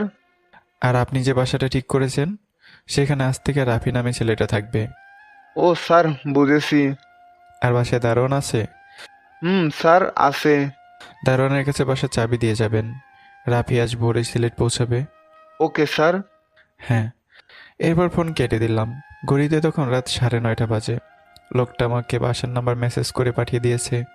এরপর আমি রাফিকে ফোন দিলাম। হ্যালো রাফি, বল। আমি তোকে একটা বাসার ঠিকানা পাঠাচ্ছি, তুই সোজা সেখানে চলে যাবি। ওকে, সেইখানে থাকতে হবে নাকি? হ্যাঁ, আর বাসায় কেউ থাকে না, বুঝলি? হুম। তুই সেখানে গিয়ে দারোয়ানের কাছ থেকে চাবি নিয়ে ভেতরে যাবি। আর পরশুদিন গ্রামের বাসায় গিয়ে আঙ্কেল আন্টি আর চুটকি গিয়ে ছেলেটা তোর কাছে নিয়ে আসবি। সবই বুঝলাম, কিন্তু বাসা ভাড়া? তোকে চিন্তা করতে হবে না, তুই আস্তে আস্তে সব কিছু বুঝে যাবি। কিন্তু তুই আমাকে বিশ্বাস করিস না? করি বললেই তো সিলেট যাচ্ছি। ওকে, তাহলে পৌঁছে ফোন করিস। আচ্ছা। এরপর ফোন রেখে আমি নিচে চলে এলাম, মানে আমার ছোট রুমে। আজকে ক্ষুধা লাগতেছে না, তাই রাতের জন্য রান্না করলাম না। যেহেতু অনেক রাত হয়ে গেছে, তাই বই নিয়ে পড়ার টেবিলে বসলাম। বই পড়তেছি, তখনই মোবাইল একটা মেসেজ আসলো। পড়ার সময় আমি মোবাইল ফোন সাইলেন্ট করে রাখি, কিন্তু আজকে সাইলেন্ট করতে মনেই ছিল না। যেহেতু মেসেজ এসেছে, তাই বই বন্ধ করে মোবাইলে হাত দিলাম। মোবাইলের দিকে তাকিয়ে দেখি রাত 1টা বেজে গেছে। বই পড়তে পড়তে কখন যে এত রাত হয়েছে খেয়ালই করিনি। আর মেসেজ করেছে আদিবা। আমি ওর সাথে সাথে রিপ্লাই দিলাম। এরপর কিছু সময় কথা বলে ঘুমিয়ে গেলাম। আর আমি ঘুমিয়ে আছি, তখনই হঠাৎ করে মোবাইলটা বেজে উঠলো। ঘুম ঘুম চোখে মোবাইলের দিকে তাকালাম। ভোর 5টা বাজে তখন। রাফি ফোন দিয়েছে, তাই আমি সাথে সাথে ফোনটা রিসিভ করলাম। শ্রাবণ, আমি ঠিকভাবে পৌঁছে গেছি, তোর চিন্তা করার দরকার নেই। হ্যাঁ। ওকে, ফোন রাখ তাহলে। সারা রাত ঠিকভাবে ঘুম হয়নি, এখন একটু ঘুমিয়ে নি। আচ্ছা, তুই বিশ্রাম নে তাহলে। এরপর ফোন কেটে দিলাম। এখন আর ঘুম আসবে না আমি জানি, তাই বিছানা থেকে উঠে ফ্রেশ হয়ে আসলাম। সকালবেলা বই পড়লে ভালো মনে থাকে, তাই কিছু সময় বই নিয়ে পড়লাম। এরপর সকালের জন্য কিছু হালকা খাবার রান্না করে নিলাম। সকালের খাবার খেয়ে বেরিয়ে গেলাম কলেজের উদ্দেশ্যে, কারণ আজকে আদিব একটু আগে আমাকে কলেজে যেতে বলেছে। তাই আমি একটু আগে কলেজের উদ্দেশ্যে রওনা দিলাম। রাস্তা দিয়ে একা একা হেঁটে যাচ্ছি, পাশ দিয়ে অনেক রকমের গাড়ি যাচ্ছে। আমি সেগুলো দেখতেছি আর হেঁটে যাচ্ছি। কলেজের সামনে এসে দেখি কলেজে তেমন কোনো লোকজন নেই, তাই আমি কলেজের পূর্ব পাশে একটা বেঞ্চে গিয়ে বসলাম। আনুমানিক 15 মিনিট পর আদিব আমার সামনে এলো। সেই কখন থেকে বসে আছি তুমি জানো? সরি, আসলে রাস্তায় অনেক জ্যাম ছিল তো, তাই একটু লেট হয়ে গেল। It's okay. এবার বলো, তাড়াতাড়ি আসতে বললে কেন? আজকে ক্লাস করব না। মানে ক্লাস করবো না মানে কি? আজকে ক্লাস করব না। আজকে তুমি আর আমি সারাদিন ঘুরে বেড়াবো। সেসব তো ঠিক আছে, কিন্তু তাই বলে ক্লাস মিস দেবো? একদিন ক্লাস মিস দিলে কিচ্ছু হবে না। আদিবার অনেক জোরাজোরির পর রাজি হলাম। আমি আর আদিবা বসে বসে গল্প করতেছিলাম, তখনই আমাদের সামনে আফি আর মাহমুদা এলো। হ্যাঁ, এরা সেই দুজন যে আমাকে সেদিন শুধু অপমানই করেছিল। আমি শুধু চুপ করে আছি, কারণ আমি জানি এরা এখন আমাকে নিয়ে আদিবার কাছে উল্টাপাল্টা কিছু বলবে। কিন্তু এরা দুজনই আমাকে চমকে দিয়ে আফিয়া বলতে শুরু করলো। আই এম সরি শ্রাবণ। মানে? হুম, সেদিন তুমি আমাকে ধাক্কা না দিলে হয়তো অনেক বড় বিপদ হতে পারতো। ও, কোথায় সেদিন আমার তোমাকে ধন্যবাদ দেওয়ার কথা ছিল, সেখানে আমি আরো উল্টে তোমাকে অপমান করেছিলাম। আমাকে মাফ করে দাও শ্রাবণ। হ্যাঁ ঠিক আছে। সত্যি মাফ করে দিয়েছে তো? আসলে তখন আমি আম্মুর সাথে ফোনে কথা বলতেছিলাম, আর হঠাৎ করে সব কিছু হয়ে গেল, তাই তোমাকে অমনভাবে বলেছিলাম। I am sorry. হ্যাঁ, তোমাকে আমি অনেক আগেই মাফ করে দিয়েছি, কিন্তু একটা জিনিস বুঝতে পারছি না। কি বুঝতে পারতেছো না? তোমাদের এইসব বললো কে, যে আমি আফিয়াকে গাড়ি থেকে বাঁচানোর জন্য ধাক্কা দিয়েছিলাম? ওহ, আদিবা এসে আমাদের সব কিছু খুলে বলেছে। হুম, এখন আমরা যাই, ক্লাস আছে। এরপর আফিয়া আর মাহমুদা চলে গেল। আমি অবাক হয়ে আদিবার দিকে তাকালাম। তুমি এসব জানলে কি করে? আমি সেদিন প্রথম কলেজে আসি, আর যখন গেট দিয়ে ঢুকতে যাব তখনই দেখি একটা মেয়ে রাস্তার মাঝখানে চলে গেছে ফোনে কথা বলতে বলতে। আর তখন প্রচণ্ড বেগে একটা গাড়ি তার দিকে আসতেছিল। আমি ভেবেছিলাম মেয়েটিকে গিয়ে সরিয়ে আনবো, কিন্তু আমি অনেক দূরে ছিলাম। আর মেয়েটিকে যে আমি ডাক দেব সেটাও করতে পারতেছিলাম না, কারণ আমি তার নাম জানি না। আর ঠিক তখনই একটা ছেলে এসে তাকে সরিয়ে দেয়। আমি দেখে খুব খুশি হলাম, ভেবেছিলাম ছেলেটাকে গিয়ে আমি ধন্যবাদ দিব, কিন্তু দেখি মেয়েটা উল্টো তাকে বেশি কথা বলে দিল। আমার খুব রাগ হলো, তাই আমি তাকে গিয়ে সব খুলে বলি। আর সেই ছেলেটাকে আমি? হুম, সেইটা কি আর বলতে? ও, এইবার বুঝলাম। এরপর আমি আর আদিবা কলেজ থেকে বেরিয়ে একটা রিক্সায় উঠলাম। যদি আমার কোনো ইচ্ছে ছিল না, তারপরও আদিবা জোর করেই উঠতে বাধ্য করলো। এর আগে আমি কখনো রিক্সায় মেয়েদের সাথে বসিনি, তাই আমার কেমন যেন একটু নার্ভাস ফিল হচ্ছিল। তবু আমি স্বাভাবিকভাবে বসে থাকার চেষ্টা করলাম। কিছু সময় পর রিক্সা একটা নদীর পাড়ে এসে থামলো। আমি রিক্সা ভাড়া দিতে গেছিলাম, কিন্তু আদিবা দিতে দিল না। চলো নদীর পাড়ে গিয়ে বসি। হ্যাঁ চলো। এরপর আমি আর আদিবা নদীর পাড়ে একটা বেঞ্চে বসলাম। আমি চুপ করে আছি, নদীর বাতাসের ঢেউ উপভোগ করতেছিলাম। নীরবতার পর্দা ভেঙে আদিবা বলল, তুমি 2 মিনিট বসে থাকো, আমি আসতেছি। হ্যাঁ, কিন্তু তুমি আবার কোথায় যাও? যাবো আর আসবো। এই বলে আদিবা চলে গেল। আমি বসে চারদিকে দেখতে লাগলাম। চারপাশে অনেকগুলো বেঞ্চ আছে, আর সবগুলো বেঞ্চে মানুষ বসে আছে। আসলে মানুষ বললে ভুল হবে, এখানে চারদিকে গার্লফ্রেন্ড বয়ফ্রেন্ড বসে আছে, দেখেই বোঝা যাচ্ছে। আমি তো জানতামই না যে আমাদের শহরের পাশে এমন একটা সুন্দর জায়গা আছে। জানলে আরও আগে এখানে আসতাম। বসে বসে এগুলো ভাবতেছিলাম, ঠিক তখনই, এই নাও বাদাম খাও। ও এই ব্যাপার, তুমি বাদাম আনতে গিয়েছিলে? হুম, এই জায়গায় বসে বাদাম খাওয়া আর গল্প করতে আমার খুব ভালো লাগে। হ্যাঁ, কিন্তু তুমি আমাকে বলতে পারতে, আমি এনে দিতাম। এমনি বলি নাই। হ্যাঁ আমাকে। থাক, এই বিষয় বাদ দাও। ওকে, বাদ দিলাম। এইবার বলো তো, তোমার আব্বু আম্মু মারা যাওয়ার পরে তুমি কিভাবে ঢাকা এলে? মানে তোমার জীবনের পুরো গল্পটা আমি শুনতে চাই। আচ্ছা থাক, তুমি কষ্ট পেলে বলা লাগবে না। Sorry sorry. বলতে গেলে অনেক সময় লাগবে। তুমি বলো, আমি শুনছি, খুব জানতে ইচ্ছে করতেছে। আচ্ছা শোনো তাহলে। সবেমাত্র আমি এসএসসি পাশ করেছি। আব্বু, আমি আর আমার আম্মু খুব ভালোভাবে আমাদের জীবন চলতেছিল। আব্বু একটা প্রাইভেট কোম্পানিতে চাকরি করত, আর আম্মু বাড়ির সব কাজ করত। আমি তাদের একমাত্র সন্তান হয়ে আমি যা কিছু বায়না করতাম তারা সেগুলো চোখ বুজে মেনে নিত। আর আমি তখন একটু খারাপ টাইপের ছিলাম, যেমন বন্ধুদের সাথে সময়ে সময়ে আড্ডা দেওয়া, রাত করে বাড়ি ফেরা, আব্বুর টাকা ইচ্ছে মতো খরচ করে ইত্যাদি। তখন আমি এগুলো বুঝতাম না যে টাকা ইনকাম করতে কতটা কষ্ট করতে হয়। একদিন আব্বু বিকেলে অফিস থেকে বাসায় এসে বলল যে তার অফিসের এক বন্ধুর মেয়ের বিয়ে। আব্বু আম্মু শপিং করতে যেতে চাইলেন, তাতে আমার কোনো আপত্তি ছিল না। কিন্তু আমার আপত্তি ছিল কারণ তারা আমাকে সাথে করে নিয়ে শপিং মলে যাবে। সেই দিন বন্ধুদের সাথে আমার একটা ট্যুরে যাওয়ার কথা ছিল, তাই আমি যাইনি। আব্বু আর আম্মু গাড়ি করে চলে গেছে। কিন্তু সেদিন আমি শেষবারের মতো আব্বু আম্মুকে দেখেছিলাম। আমি বিকেলবেলায় বন্ধুদের সাথে ঘুরতে যাব বলে রেডি হচ্ছিলাম, তখন আমার ফোনে একটা ফোন আসে। অপরিচিত নাম্বার। আমি কিছু মনে না করে ফোনটা রিসিভ করলাম, কিন্তু অপর প্রান্তের লোকটার কথা শুনে আমার হাত থেকে ফোনটা পড়ে গেল। আমার পুরো শরীর কাঁপতে লাগলো, মাথা কাজ করা বন্ধ করে দিল। আমি আর যেন দাঁড়িয়ে থাকতে পারতেছিলাম না, একদৌড়ে বাসা থেকে বের হয়ে গেলাম। কি বলেছিল লোকটা ফোনে?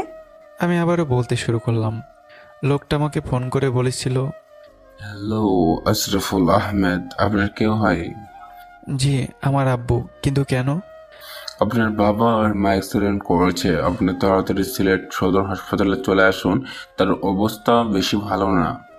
এরপর কি হলো?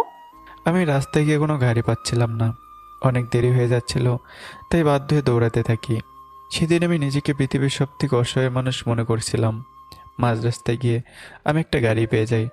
এরপর সোজা হাসপাতালে চলে গেলাম। গাড়ি ভাড়া দিয়ে সোজা ভিতরে ঢুকে গেলাম। এরপর নার্সের কাছ থেকে রুম নাম্বার জেনে সোজা সেখানে চলে এলাম। এসে দেখে বাইরে একটা লোক দাঁড়িয়ে আছে। তিনি আমাকে ফোন দিয়েছিল। এরপর সেই লোক চলে গেল, আর আমি রুমের বাইরে দাঁড়িয়ে রইলাম। দীর্ঘ 1 ঘন্টা পরে ডাক্তার সাহেব বের হলেন। আমি তাড়াহুড়ো করে ডক্টরকে জিজ্ঞাসা করলাম, স্যার আমার আব্বু আম্মু কেমন আছে? ওনারা ঠিক আছে তো? সব ঠিক হয়ে গেছে তাই না? এরকম হাজারো প্রশ্ন করতে থাকলাম। আপনি নিজের মনকে একটু শান্ত করুন। আমরা অনেক চেষ্টা করেছি, কিন্তু কিন্তু কি? আমরা দুজনের কাউকেই বাঁচাতে পারি নাই। দুজনের মাথায় অনেক আঘাত লেগেছিল, যার ফলে অনেক দ্রুত তারা মৃত্যুবরণ করে। অন্য কোথাও আঘাত আমরা হয়তো কিছু করতে পারতাম। সরি। এ বলে ডক্টর চলে গেলেন, আর আমি পাথরের মতো দাঁড়িয়ে রইলাম। তখন আমার আব্বু আর আম্মুর মুখ দেখার সাহস হচ্ছিল না। তবু আমি অনেক কষ্টে কেবিনের ভেতরে গেলাম। সেখানে গিয়ে দেখি সাদা কাপড় দিয়ে আব্বু আর আম্মুকে ঢেকে রেখেছে। আমার বিশ্বাস হচ্ছিল না যে আব্বু আর আম্মু আমার মাঝে নেই। নিজের উপর খুব রাগ হচ্ছিল। আব্বু আমার মুখ আর দেখলাম না, কারণ আজকে আমার জন্য আব্বু আম্মুর এই অবস্থা। তখন সন্ধ্যা হয়ে গেছিল, কি থেকে কি করব কিছুই বুঝে উঠতে পারছিলাম না। তাই হাসপাতালের টেলিফোন থেকে আমার 2 বন্ধুকে ফোন করি। রাত 8টার সময় আব্বুর অফিসের কয়েকজন লোক আর আমার বন্ধুরা এসে বাকি সব কাজকর্ম করে। আমাকে কিছুই করতে হয়নি, আর করতে হলেও হয়তো পারতাম না। তখন আমার শরীরে একটু শক্তি ছিল না। ওই দিন রাতে আমি অনেক কেঁদেছিলাম। জীবনেও হয়তো আমি ওই দিনের মতো কান্না করিনি। আমার স্পষ্ট মনে আছে, আমি কান্না করতে করতে জ্ঞান হারিয়ে ফেলেছি। একদিন পরে আমার জ্ঞান ফিরেছিল। তখন আমি আমার পাশে আমার সে 2 বন্ধুকে দেখতে পাই। ওরাই হয়তো আমার দেখাশোনা করেছিল। ওরা আমাকে অনেক বুঝিয়েছে। আর আমি ওই দিনের পর থেকে আজ পর্যন্ত 1 ফোঁটা চোখের পানি ফেলিনি। কাদের জন্য পানি ফেলবো? নিজের উপরে রাগ করে সিলেট থেকে ঢাকা চলে আসি, কাউকে কিছু না জানিয়ে। এমনকি আমার ওই 2 জন বন্ধুকে বলিনি। বললে হয়তো ওরা আর আমাকে আসতে দিত না। এরপর থেকে শুরু হলো আমার নতুন জীবন। ঢাকা যেদিন প্রথম এসেছিলাম, সেদিন কোথায় যাব কোথায় থাকবো কিছুই বুঝে উঠতে পারছিলাম না। তাই রাতে একা একা ল্যাম্পপোস্টের নিচে একটা বেঞ্চে বসেছিলাম। আর সেই রাতে আমার সাথে দেখা হয় রাফির। রাফি তখন মাত্র 1 সপ্তাহ হলো ঢাকা এসেছিল। কোনো মতে ছোট একটা ঘরে একাই থাকতো। রাফির হয়তো আমাকে দেখে খুব মায়া হচ্ছিল, তাই ও আমাকে ওর সাথে বাসায় নিয়ে আসে। আর এইভাবেই কেটে যায় 5 বছর। এই 5 বছর অনেক কিছু ঘটে গেছে আমার জীবনে, যা বলতে গেলে হয়তো আজকে রাত হয়ে যাবে।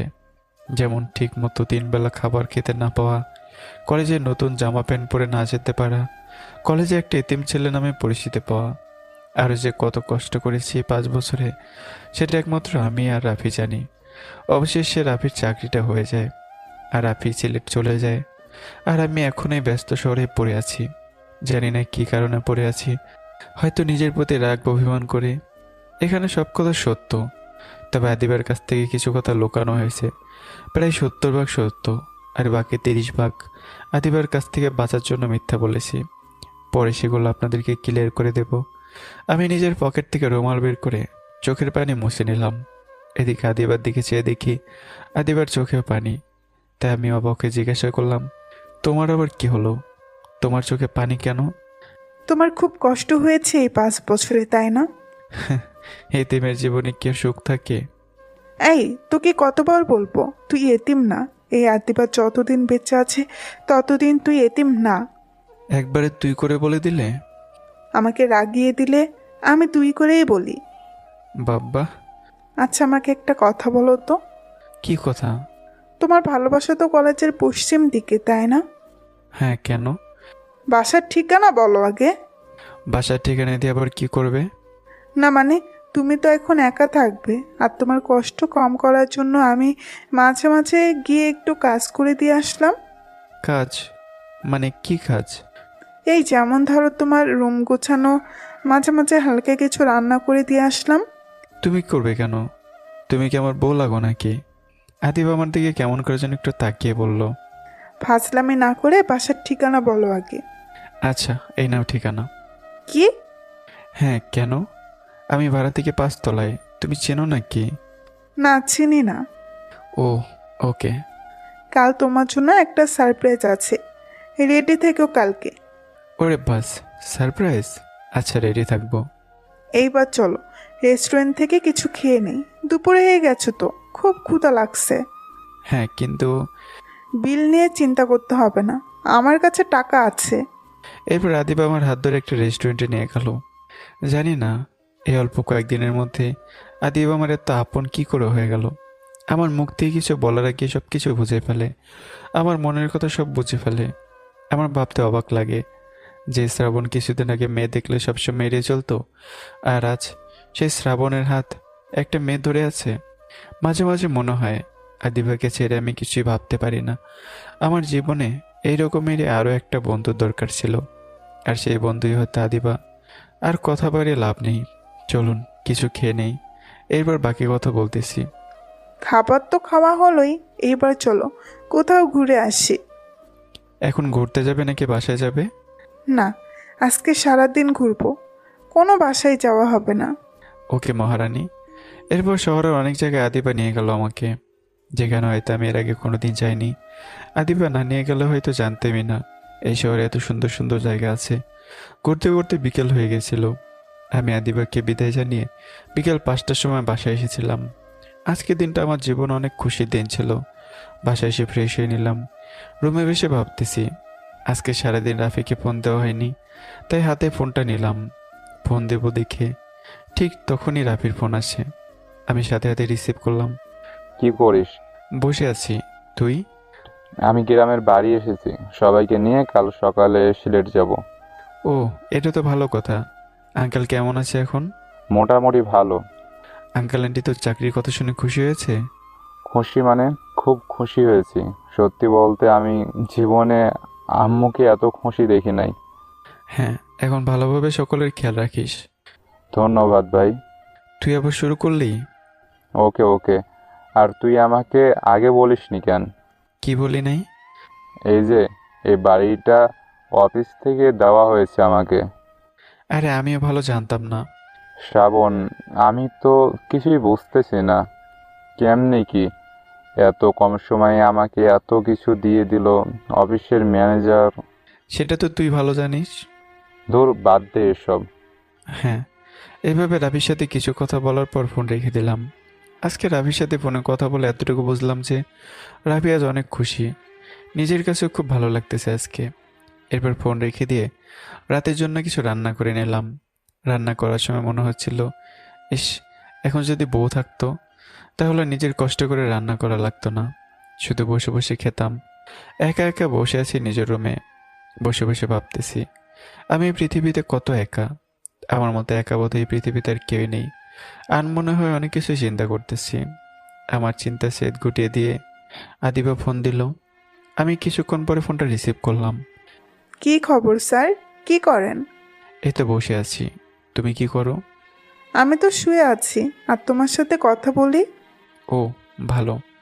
রাতে কি খাবে, রান্না করবে না? একটু আগে রান্না শেষ করে আসলাম।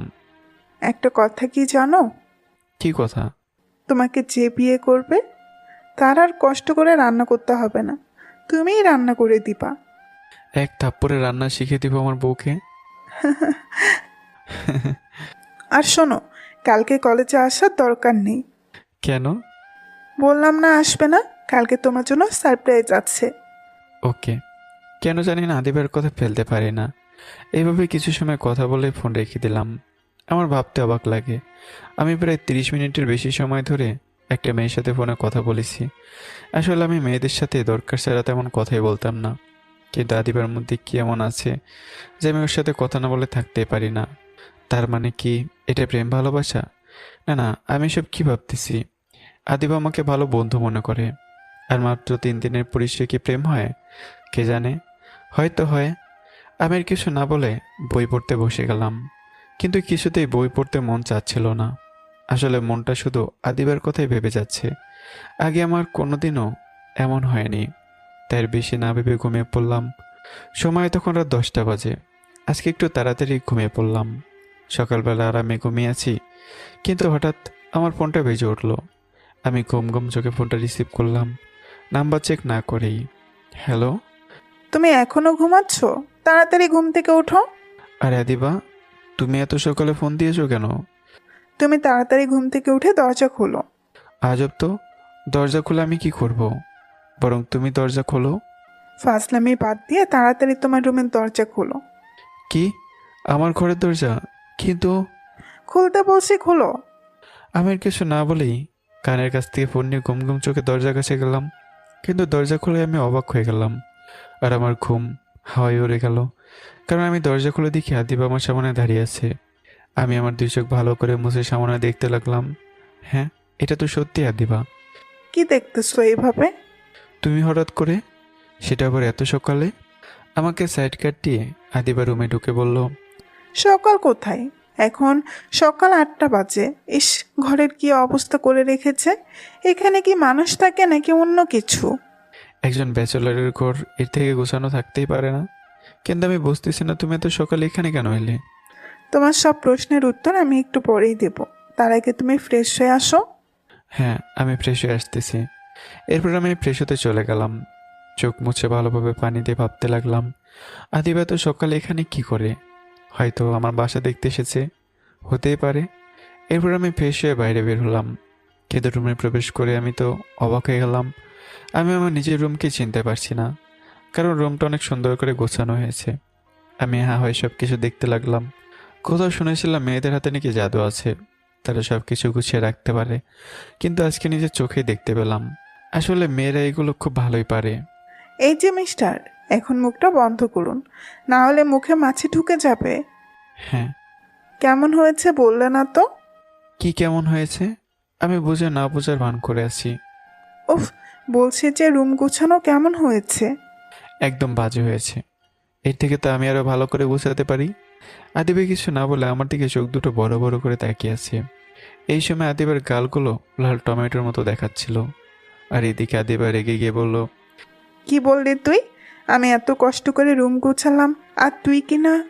আরে বাবা, রাগ করতেছো কেন? আমি তো মজা করতেছি। সত্যি? সত্যি মানে 3 সত্যি। এরকম গোছানো রুম আমি আমার জীবনেও দেখিনি। হয়েছে, আর পাম দিতে হবে না। এখন এইদিকে আসো। এরপর আদিবা আবার রান্নাঘরের দিকে গেল। আমি আদিবার পিছন পিছন যেতে লাগলাম। ধুর, তোমার কিচেনে তো কিছুই নেই। তুমি এক্ষুনি বাজার করতে যাবে। দূর, সকালবেলা এখন বাজারে যেতে হবে? যেতে হবে মানে যেতে হবে। বাজারে না গেলে খাবে কি? হ্যাঁ যাচ্ছি, তুমি বসে থাকো। এরপর আমি বাজারের জন্য একটা ব্যাগ নিয়ে বাইরে বের হলাম। বাজার বেশি দূরে না, তাই আমি হেঁটে যেতে লাগলাম আর ভাবতে লাগলাম, আদিবা মেয়েটা খুব ভালো। তা না হলে এত কম সময়ে কেউ কারোতে খেয়াল রাখে? তবে আদিবা অনেক পাগলামি করতে পারে। তা না হলে এত সকালে কেউ কারো বাসায় আসে, তাও আর একটা ব্যাচেলারের বাসায়। আদিবাকে নিয়ে ভাবতেছিলাম আর রাস্তার পাশ দিয়ে হাঁটতেছিলাম, তখনই রাফির ফোন। কি করিস এখন? বাজারে যাচ্ছি, বাজার করতে। কি বলিস, তুই এত সকালে বাজারে যাচ্ছিস? এটাও বেঁচে থাকতে আমাকে শোনা লাগলো। প্রত্যেক দিন তো আমাকেই পাঠাতি। আরে ভাই, সে অনেক বড় কাহিনী, অন্য এক সময় বলবো। এখন বল, তুই কোথায়? এই তো মাত্র বাসে উঠলাম সবাইকে নিয়ে। আমার পিচ্চি বোনটাকে একটু ফোনটা দে তো, কথা বলি। হ্যালো ভাইয়া, কেমন আছো তুমি? হ্যাঁ ভালো আছি আমার মিষ্টি আপু, তুমি কেমন আছো? ভাইয়া ভালো। তুমি জানো আমার ভাইয়া না চাকরি পেয়েছে, তাই আমরা সিলেটে যাচ্ছি। এখন তো আমরা সেখানেই থাকবো।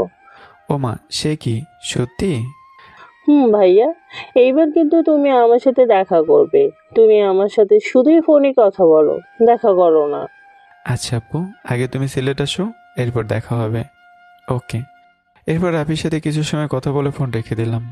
বাজার থেকে কিছু জিনিস কিনে আবার বাসা দিকে রওনা দিলাম। বাসায় এসে দেখি আদিবা বসে আছে। আমি এসে সোজা আদিবার হাতে বাজার ধরিয়ে দিলাম। এই নাও, আর তাড়াতাড়ি রান্না করো, খুব ক্ষুধা পেয়েছে। আচ্ছা তুমি একটু অপেক্ষা করো, আমি এক্ষুনি রান্না করতেছি। আচ্ছা। এরপর আদিবা একটা হাসিতে রান্নাঘরে চলে গেল, আর আমি মোবাইল অন করে ফেসবুক চালাতে লাগলাম। প্রায় 1 ঘন্টা পরে আদিবা আমাকে খেতে ডাকলো। আমি হাসি মুখে খেতে গেলাম। এই নাও, এখন পেট ভরে খেয়ে নাও। তুমি খেয়েছো? না, তুমি খেয়ে নাও, তারপরে খাবো। না, তুমি আমার সাথে খাবে, চলো। এরপর দুজনে একসাথে খেয়ে নিলাম। তারপর খাওয়া দাওয়া শেষ করে আমি আর আদিবা বসে আছি। রান্না কেমন হয়েছে? ফাটাফাটি। আমি তো জানতামই না যে তুমি এত ভালো রান্না করো। জানলে কি করতে? কি করতাম আবার? তোমাকে বিয়ে করে ভুবনে সারা জীবন তোমার রান্না খেতাম। শ্রাবণ, তুমি ভালোই ফাজিল হয়েছো। হ্যাঁ। এখন থেকে রোজ এমন রান্না খেতে পারবে। মানে? এখন বুঝবে না, পরে বলবো। ওকে। আমি ছেলে মানুষের কতটাই বা ভালো রান্না করতে পারি। অনেক দিন হলো ভালো হাতে রান্না খাই না। আজকে আদিবার কারণে সেটা খাওয়া হলো। আর সত্যি বলতে আমি আদিবাকে যতই দেখতেছি ততই অবাক হচ্ছি। শ্রাবণ, চলো একটু ছাদে যাই। ছাদে গেলে মনটা ফ্রেশ হয়ে যাবে। না না, ছাদে যাওয়া যাবে না। কেন যাওয়া যাবে না? আমি যাব, তুমি চলো। না, যাওয়া যাবে না। বাড়ির মালিক অনেক রাগ করবে, আর সাথে বকা তো ফ্রি। আমি থাকতে তোমাকে কেউ কিচ্ছু বলবে না, তুমি আসো।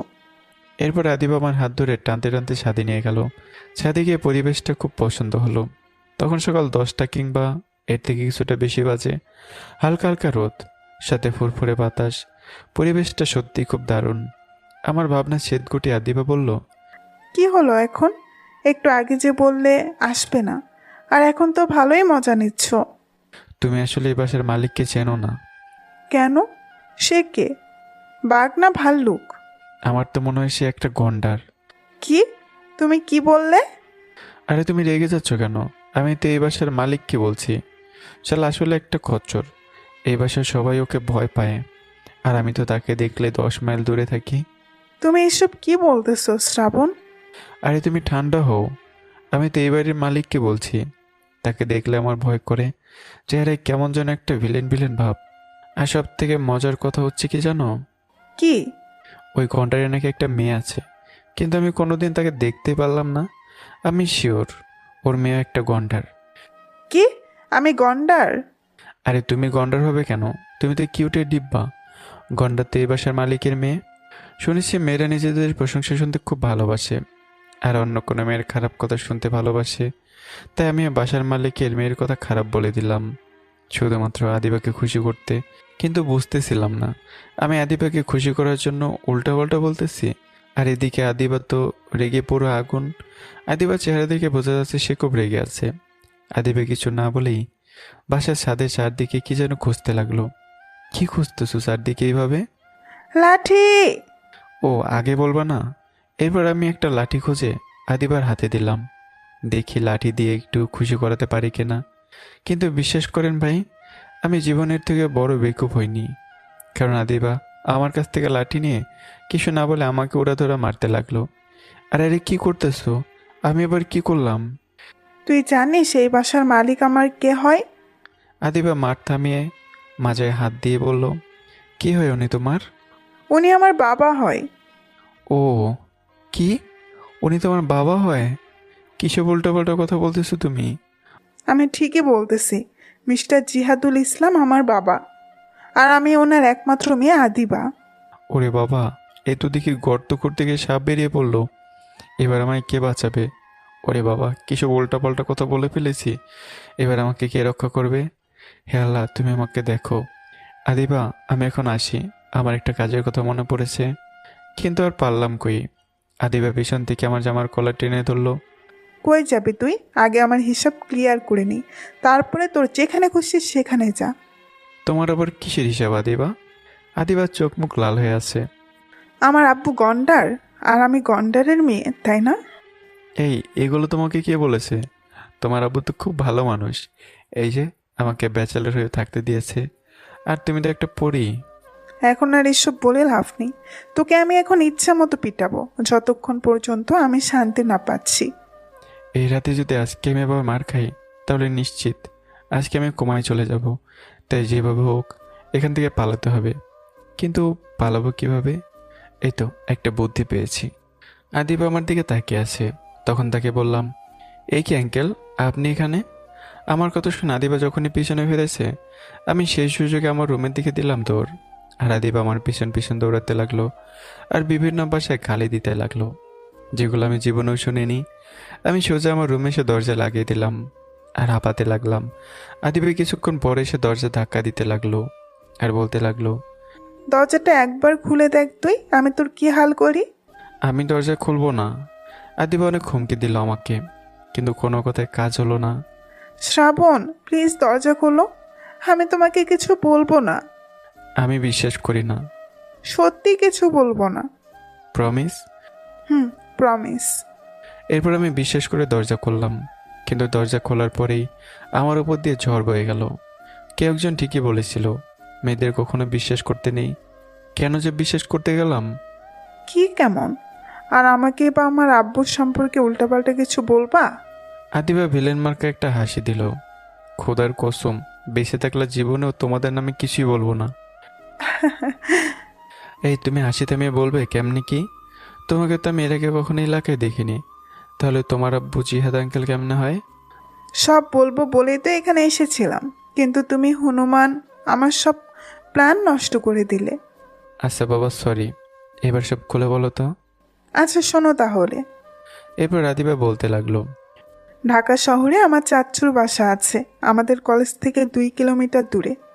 আমি আজ প্রায় 2 বছর চাচ্চুর বাসায় থাকি। চাচ্চুর কোনো ছেলে মেয়ে নেই। আমি যখন এই বাসায় থাকতাম তখন আম্মুর সাথে আমার খুব ঝগড়া হতো। আর একদিন এমনভাবে আম্মুর সাথে ঝামেলা হলো যে আমি রাগ করে চাচ্চুর বাসায় চলে যাই। আব্বু আর আম্মু অনেকবার আমাকে চাচ্চুর বাসা থেকে আনতে গিয়েছিল, কিন্তু আমার জেদের কাছে সবাই হার মেনে যায়। চাচ্চুর যেহেতু কোনো ছেলে মেয়ে ছিল না, তাই সে আমাকে নিজের মেয়ের মতো করে রেখেছে তার বাড়িতে। আব্বু আম্মু মাঝে মাঝে গিয়ে আমাকে দেখে আসতো। ছোটবেলা থেকে একজন মহিলা আদিবার দেখাশোনা করতো। আদিবা তাকে মা বলে ডাকে। ওরে বাবারে, কি রাগ! এমন রাগ আমি জীবনও দেখিনি। ভীষণ রাগ হয়েছিল, ভেবেছিলাম আর কোনো দিন এখানে আসবো না। তবে আজকে এলে কেন? এসেছি এখানে থাকবো বলে। মানে সব কিছু ঠিক হয়ে গেছে? সব কিছু ঠিক হয়ে গেছে। আর আম্মুর সাথে ঝগড়া করলেও আম্মুকে ছাড়া থাকতে আমার কষ্ট হয়, তাই চলে এলাম। ভালো। আর এখানে ফিরে আসার সবচেয়ে বড় কারণ হচ্ছে তুমি। আমি মানে? এই যে তুমি একা একা থাকবে আর সব কিছুই অনিয়ম করবে, এটা আমি মানতে পারবো না। তাই এখানে চলে এলাম। এরপর থেকে যখন মন চাইবে তখন চলে আসবো। আমার জীবনটা একবারে তেজপাতা হয়ে গেল। কিছু বললা তুমি? কই না তো। আর তুমি এখানে এসেছো কয় বছর? এই প্রায় 1.5 বছর। সেই জন্যই তো তুমি আমাকে কোনোদিন দেখো নাই। এরপর আমি আর আদিবা অনেক সময় গল্প করলাম। দুপুর 12টার সময় আদিবা তার ফ্ল্যাটে চলে গেল। আর যাওয়ার আগে আমাকে অনেকগুলো রুটিন বলে দিয়ে গেল। সেগুলো না করলে নাকি আমাকে পেটাবে। আর একে বিশ্বাস নেই, এই মেয়ে সবই পারে। বাসায় একা একা আর ভালো লাগতেছিল না, তাই বিছানায় একটু শুয়ে পড়লাম আর ভাবতে লাগলাম আদিবার কথা। কিছুতেই বুঝতে পারতেছি না আসলে হয়েছেটা কি। কিছুই বুঝতে পারছিলাম না। সারাক্ষণ আমার চিন্তায় শুধুমাত্র আদিবাই কেন আসতেছে। কিছুতেই কোনো কিছুতে মন বসছে না। এগুলো ভাবতে ভাবতে কখন যে ঘুমিয়ে গেছি মনে নেই। শান্তিতে ঘুমিয়েছিলাম, কিন্তু হঠাৎ করে কে যেন আমার চুল ধরে টান দিল। আস্তে আস্তে আরও জোরে টান দিতে লাগলো। আমি ব্যথা পেয়ে অবশেষে চোখ খুললাম। চোখ খুলে দেখি আদিবা আমার দিকে তাকিয়ে জোরে জোরে হাসতেছে। আদিবা, তুমি এই সময়ে? কয়টা বাজে খেয়াল আছে? 2টা বেজে গেছে। স্নান করতে হবে তো নাকি? কি 2টা বেজে গেছে? উফ, আমার তো খেয়ালই ছিল না। তাড়াতাড়ি স্নান করে এসো। কিন্তু তুমি আমার রুমে ঢুকলে কি করে? তোমার রুমের দরজা খোলাই ছিল। ও। আর শোনো, স্নান করে বাইরে এসো, একটু শপিং করতে যাব। তুমি যাও, আমার টিউশনি আসছে 5টায়। উফ, তোমাকে নিয়ে যাবো আর আসবো। এরপর তুমি এসে 5টায় টিউশনি করতে যেও, সমস্যা নেই। কিন্তু আমি গিয়ে কি করব? দরকার আছে। আমি নিচে ওয়েট করতেছি, তুমি রেডি হয়ে তাড়াতাড়ি নিচে চলে এসো। এরপর আদিবা নিচে চলে গেল আর আমি গোসল করতে চলে গেলাম। তাড়াতাড়ি গোসল করে রেডি হয়ে এলাম। নিচে এসে দেখি আদিবা রাস্তার পাশে দাঁড়িয়ে আছে একটা রিক্সা নিয়ে। আমি যাওয়ার সাথে সাথেই বলল, তাড়াতাড়ি রিকশায় উঠে পড়ো। কিন্তু কোনো কিন্তু নয়। আমার অনিচ্ছা থাকার পরেও আমি রিক্সাতে উঠলাম। আদিবার সাথে এত কাছে বসতে আমার কেমন যেন লাগছে। আর তাছাড়াও আমি এর আগে কোনো মেয়ের সাথে এক রিক্সায় উঠিনি, তাই এটার সাথে আমি অভ্যস্ত নই। বড় একটা শপিং মলের সামনে সে রিক্সা থামলো। আদিবা রিক্সা ভাড়া দিয়ে দিল। রিক্সাওয়ালা চলে গেল। আমরা এখানে এসেছি কেন? কথা না বলে চুপচাপ আমার সাথে এসো। আমি আদিবার পেছন পেছন গেলাম। আমি এক সাইডে দাঁড়িয়ে আছি আর আদিবার ড্রেস চয়েস করতেছে। হঠাৎ করে আদিবা আমার সামনে এসে একটা শার্ট আমার গায়ে ধরলো। ঠিক আছে। কি ঠিক আছে? সাইজ? মানে এগুলো কার জন্য? আমার এক ফ্রেন্ডের জন্য। ও একদম দেখতে তোমার মতো। ও, ওকে নিয়ে আসলেই পারতে তো। ওর নাকি কাজ আছে। ও আচ্ছা। এরপর সেলসম্যান সব কিছু একটা ব্যাগে প্যাক করে দিল। আমি আদিবা এরপর একটা রেস্টুরেন্টে গেলাম। সেখানে গিয়ে কিছু খেয়ে নিলাম। এরপর কিছু সময় নদীর পাড়ে ঘুরে সোজা বাসায় চলে এলাম। আদিবা আমাকে শপিংয়ের ব্যাগগুলো হাতে ধরিয়ে দিল। এই নাও। এটাতে আমি কি করব? এটা তো তোমার ফ্রেন্ডের জন্য। আমার ফ্রেন্ড একজনই, আর সেটা হচ্ছে শ্রাবণ। আর এটা তার জন্যই। কিন্তু আমি এগুলো নিতে পারবো না। কেন নিবে না? এমনি। নিবে, আরো ভালো করবে। এরপর আদিবা আমার হাতে শপিংয়ের ব্যাগ ধরিয়ে দিয়ে সোজা বাসায় ঢুকে গেল। আমার টিউশনের সময় হয়ে যাচ্ছিল, তাই আমি আর দেরি না করে রুমে চলে এলাম। রুমে এসে রেডি হয়ে বেরিয়ে গেলাম। প্রতিদিনের মতো টিউশনি করে বাসার উদ্দেশ্যে রওনা দিলাম। আজকে অনেক কষ্ট হয়ে গেছে, তাই একটা রিক্সা নিয়ে বাসায় চলে এলাম তাড়াতাড়ি। মোবাইলের দিকে তাকিয়ে দিকে তখন 9টা বাজে। এখন আবার বাসায় গিয়ে রান্না করতে হবে। দূর, ভালো লাগে না। জীবন মানেই আসলে একটা প্যারা। নিজে মনে মনে কথাগুলো বলতে বলতে রুমে ঢুকলাম। রুমে ঢুকে ফ্রেশ হয়ে নিলাম। এরপর ফ্রেশ হয়ে কিচেনের দিকে গেলাম। কিন্তু কিচেনে গিয়ে আমি আজকে অনেক খুশি হলাম, কারণ সেখানে গিয়ে দেখি একটা টিফিন বাটি। এটা নিশ্চয়ই আদিবার কাজ। আর পাশে একটা কাগজে লেখা, সময় মতো খেয়ে নিও, এত রাতে কষ্ট করে রান্না করার দরকার নেই। আব্বু আম্মু বাসায় আছে, তাই আমি এলাম না। নিজেই খেয়ে নিও। নিজের অজান্তেই মুখের কোণে এক টুকরো হাসি ফুটে উঠল। পাগলিটা পারেও। আমার কখন কি লাগবে সব যেন আর মুখস্থ। সেটাও আবার মাত্র 1 সপ্তাহের ভেতরে। আমি দেরি না করে খাবারগুলো খেয়ে নিলাম। আজকে আর পড়তে ইচ্ছে করতেছিল না, তাই বিছানায় শুয়ে শুয়ে মোবাইল গোতাগুতি করতেছিলাম। রাত তখন 10টা বেড়েছে, একটু বেশি হবে। হঠাৎ করে আমার রুমে টোকা পড়লো। আমি ভাবলাম এত রাতে আবার আমার রুমে কে আসতে পারে। মনে হয় আদিবা। তাই আর দেরি না করে হাসি মুখে দরজা খুললাম। কিন্তু দরজা খুলে অবাক হয়ে গেলাম, কারণ দরজার অপর পাশে বাসার মালিক দাঁড়িয়ে আছে, মানে আদিবার বাবা। আমি ভাবতে লাগলাম, আঙ্কেল আবার এত রাতে আমার রুমে কি করতে আসলেন? শ্রাবণ, তোমার সাথে আমার কিছু জরুরি কথা আছে। জি আঙ্কেল, বলুন। ভেতরে বসে বলি? আঙ্কেল এখনো বাইরে দাঁড়িয়ে আছে, আর আমি দরজার সামনে। ও সরি আঙ্কেল, আমার মনে ছিল না। আসুন, ভেতরে আসুন। চলো। এরপর আঙ্কেল একটা চেয়ারে বসলেন। আমি দাঁড়িয়ে রইলাম। তুমি দাঁড়িয়ে থেকো না, বসে পড়ো। হ্যাঁ, বসে পড়ো। হ্যাঁ, এইবার বলুন কি বলবেন। ধন্যবাদ শ্রাবণ, তোমাকে অসংখ্য ধন্যবাদ। মানে আঙ্কেল, আপনি আমাকে শুধু শুধু ধন্যবাদ দিচ্ছেন কেন? এই ধন্যবাদের চেয়ে বড় কিছু তুমি পাওয়ার যোগ্য। আঙ্কেল, আপনি কি বলতেছেন? আমি সত্যি কিছু বুঝতেছি না, প্লিজ একটু খুলে বলবেন। আদিবাকে চিনো তুমি? আমি একটু ভয় পেয়ে গেলাম। আঙ্কেল হয়তো এখন আমাকে বাসা থেকে বের করে দেবে, তার মেয়ের সাথে কথা বলার জন্য হয়তো। কোথায় আঙ্কেল আর কোথায় আমি? জি মানে চিনি। আরে তুমি এত ভয় পাচ্ছ কেন? আমি জানি তুমি আর আদিবা বেস্ট ফ্রেন্ড। জি মানে আঙ্কেল। বাবা, তুমি জানো না তুমি আমাদের কি উপকার করেছো। আমি আবার কি উপকার করলাম আঙ্কেল? তোমার জন্য আমার মেয়ে আজ প্রায় 2 বছর পরে বাসায় ফিরল। আমার জন্য মানে? তোমার জন্যই। আমি যখন ওকে বললাম আজ হঠাৎ করে বাসায় চলে এলি, তখন আদিবা বলল তুমি নাকি ওর বেস্ট ফ্রেন্ড। তোমার সাথে সবসময় অসময়ে কথা বলার জন্য নাকি আজ থেকে বাসায় থাকবে। আঙ্কেলের কথাগুলো শুনে খুব লজ্জা লাগছিল। আদিবার এই কথাগুলো বলার কোনো মানেই নেই। ও তো অন্য কিছু বলতে পারতো। আঙ্কেল আসলে এমনটা নয়। হয়েছে, আর বলতে হবে না। আচ্ছা, আমি এখন আসি, অনেক রাত হয়ে গেছে। হ্যাঁ আচ্ছা আঙ্কেল। এরপর আঙ্কেল চলে গেলেন, আর আমি বসে 2 মিনিট নীরবতা পালন করলাম। সারাদিন রাফিকে ফোন দেওয়া হয়নি, তাই মোবাইলটা বের করে রাফিকে ফোন করলাম। কেমন আছিস? ভালো আছি, তুই? হ্যাঁ ভালোই। কি করিস? এই নিজের রুমটা একটু গুছিয়ে নিচ্ছি, অনেক এলোমেলো তো। ও, আর কতদিন একা একা এগুলো করবি? এবার একটা বিয়ে করে নে। অনেক দেরি আছে রে। তুই কি করেছিস তাই বল। কি আর করব, শুয়ে আছি। তোর কি মন খারাপ?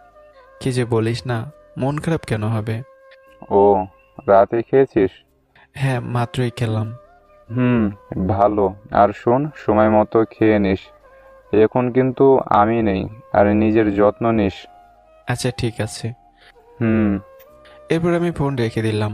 বেশি রাত হয়নি, তারপরেও ঘুমিয়ে গেলাম। সকালবেলা শান্তিতে ঘুমিয়েছি।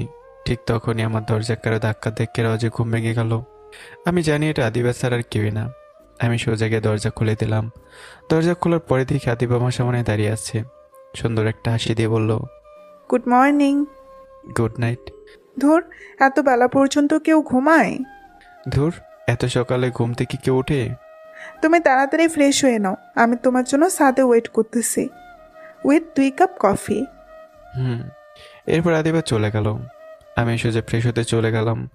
ফ্রেশ হয়ে হাঁটতে হাঁটতে ছাদে চলে এলাম। ছাদে এসে দেখি আদিবা কফি নিয়ে ছাদের দোলনায় বসে আছে। আমি সোজা গিয়ে কফি নিয়ে দাঁড়িয়ে দাঁড়িয়ে খেতে লাগলাম। কোনো কথা বলতেছে না। কফি শেষ করে কাপ সে জায়গায় রেখে দিলাম। আদিবার দিকে তাকিয়ে দেখি আমার দিকে চোখ বড় বড় করে তাকিয়ে আছে। কিছু বলবা? আমি মানুষ দেখেছি, কিন্তু তোর মতো কাউকে দেখি নাই। ওরে বাবা, আমি আবার কি করলাম? আমি তোকে কফি এনে দিলাম, এটাতে তো মানুষটাকে ন্যূনতম একটা ধন্যবাদ দিতে হয়। ওকে, ধন্যবাদ। এখন বলে কি লাভ? আচ্ছা, আমি এখন নিচে যাই। সকালের জন্য কিছু একটা তৈরি করতে হবে। তার দরকার নেই, আমি একটু পরে এসে খাবার দিয়ে যাব এখানে। তার দরকার নেই, আমি রান্না করে খেতে পারবো। তুই বেশি বুঝিস কেন? ওকে, তোমার যা ইচ্ছে তাই করো। আর শোনো, এখন তুমি নিচে যাও, আমি খাবার নিয়ে আসতেছি। ওকে। এরপর আমি নিচে চলে এলাম। আমি বুঝি না এই মেয়ে কখন রেগে যায় আবার কখন খুশি হয়। এই যে একটু আগেই রেগে গিয়ে তুই করে বলা শুরু করে দিয়েছে। উফ। আমি বসে বসে বই পড়তেছিলাম, তখনই আদিবা খাবার নিয়ে এলো। হয়েছে, এবার বই রেখে কিছু খেয়ে নিন। তুমি খেয়েছো? খেয়ে তোমার জন্য নিয়ে এসেছি। আচ্ছা, তুমি রেখে যাও, আমি খেয়ে নিচ্ছি। আর শোনো, একটু পর রেডি হয়ে নিচে এসো, কলেজে যেতে হবে আজকে। আচ্ছা, তুমি যাও। এরপর আদিবা চলে গেল। আমি খাবার খেয়ে ফ্রেশ হয়ে নিলাম। মোবাইলে তাকিয়ে দেখি 9টা বেজে গেছে, তাই তাড়াতাড়ি রেডি হয়ে নিচে চলে গেলাম। নিচে গিয়ে দেখি আদিবা এখন আসেনি, তাই আমি গেটের পাশে দাঁড়িয়ে অপেক্ষা করতে লাগলাম। প্রায় 10 মিনিট পরে আদিবা এলো। তবে আজকে ওকে দেখে বোঝাই যাচ্ছে যে একটু সাজুগুজু করেছে। আমি অবশ্য সেদিকে বেশি খেয়াল করিনি, তাই ভালো বলতে পারবো না। আসতে তো লেট হলো কেন? সরি, একটু লেট হয়ে গেল। ঠিক আছে, চলো। জানো আদিবা, তুমি সকলে থেকে আলাদা। ও মা, তাই নাকি? হুম। আর তুমি জানো তুমি এই পৃথিবীর সব থেকে বড় বুদ্ধ? আদিবা এটা বলে হাসতে লাগলো। এভাবে কথা বলতে বলতে কলেজে চলে এলাম।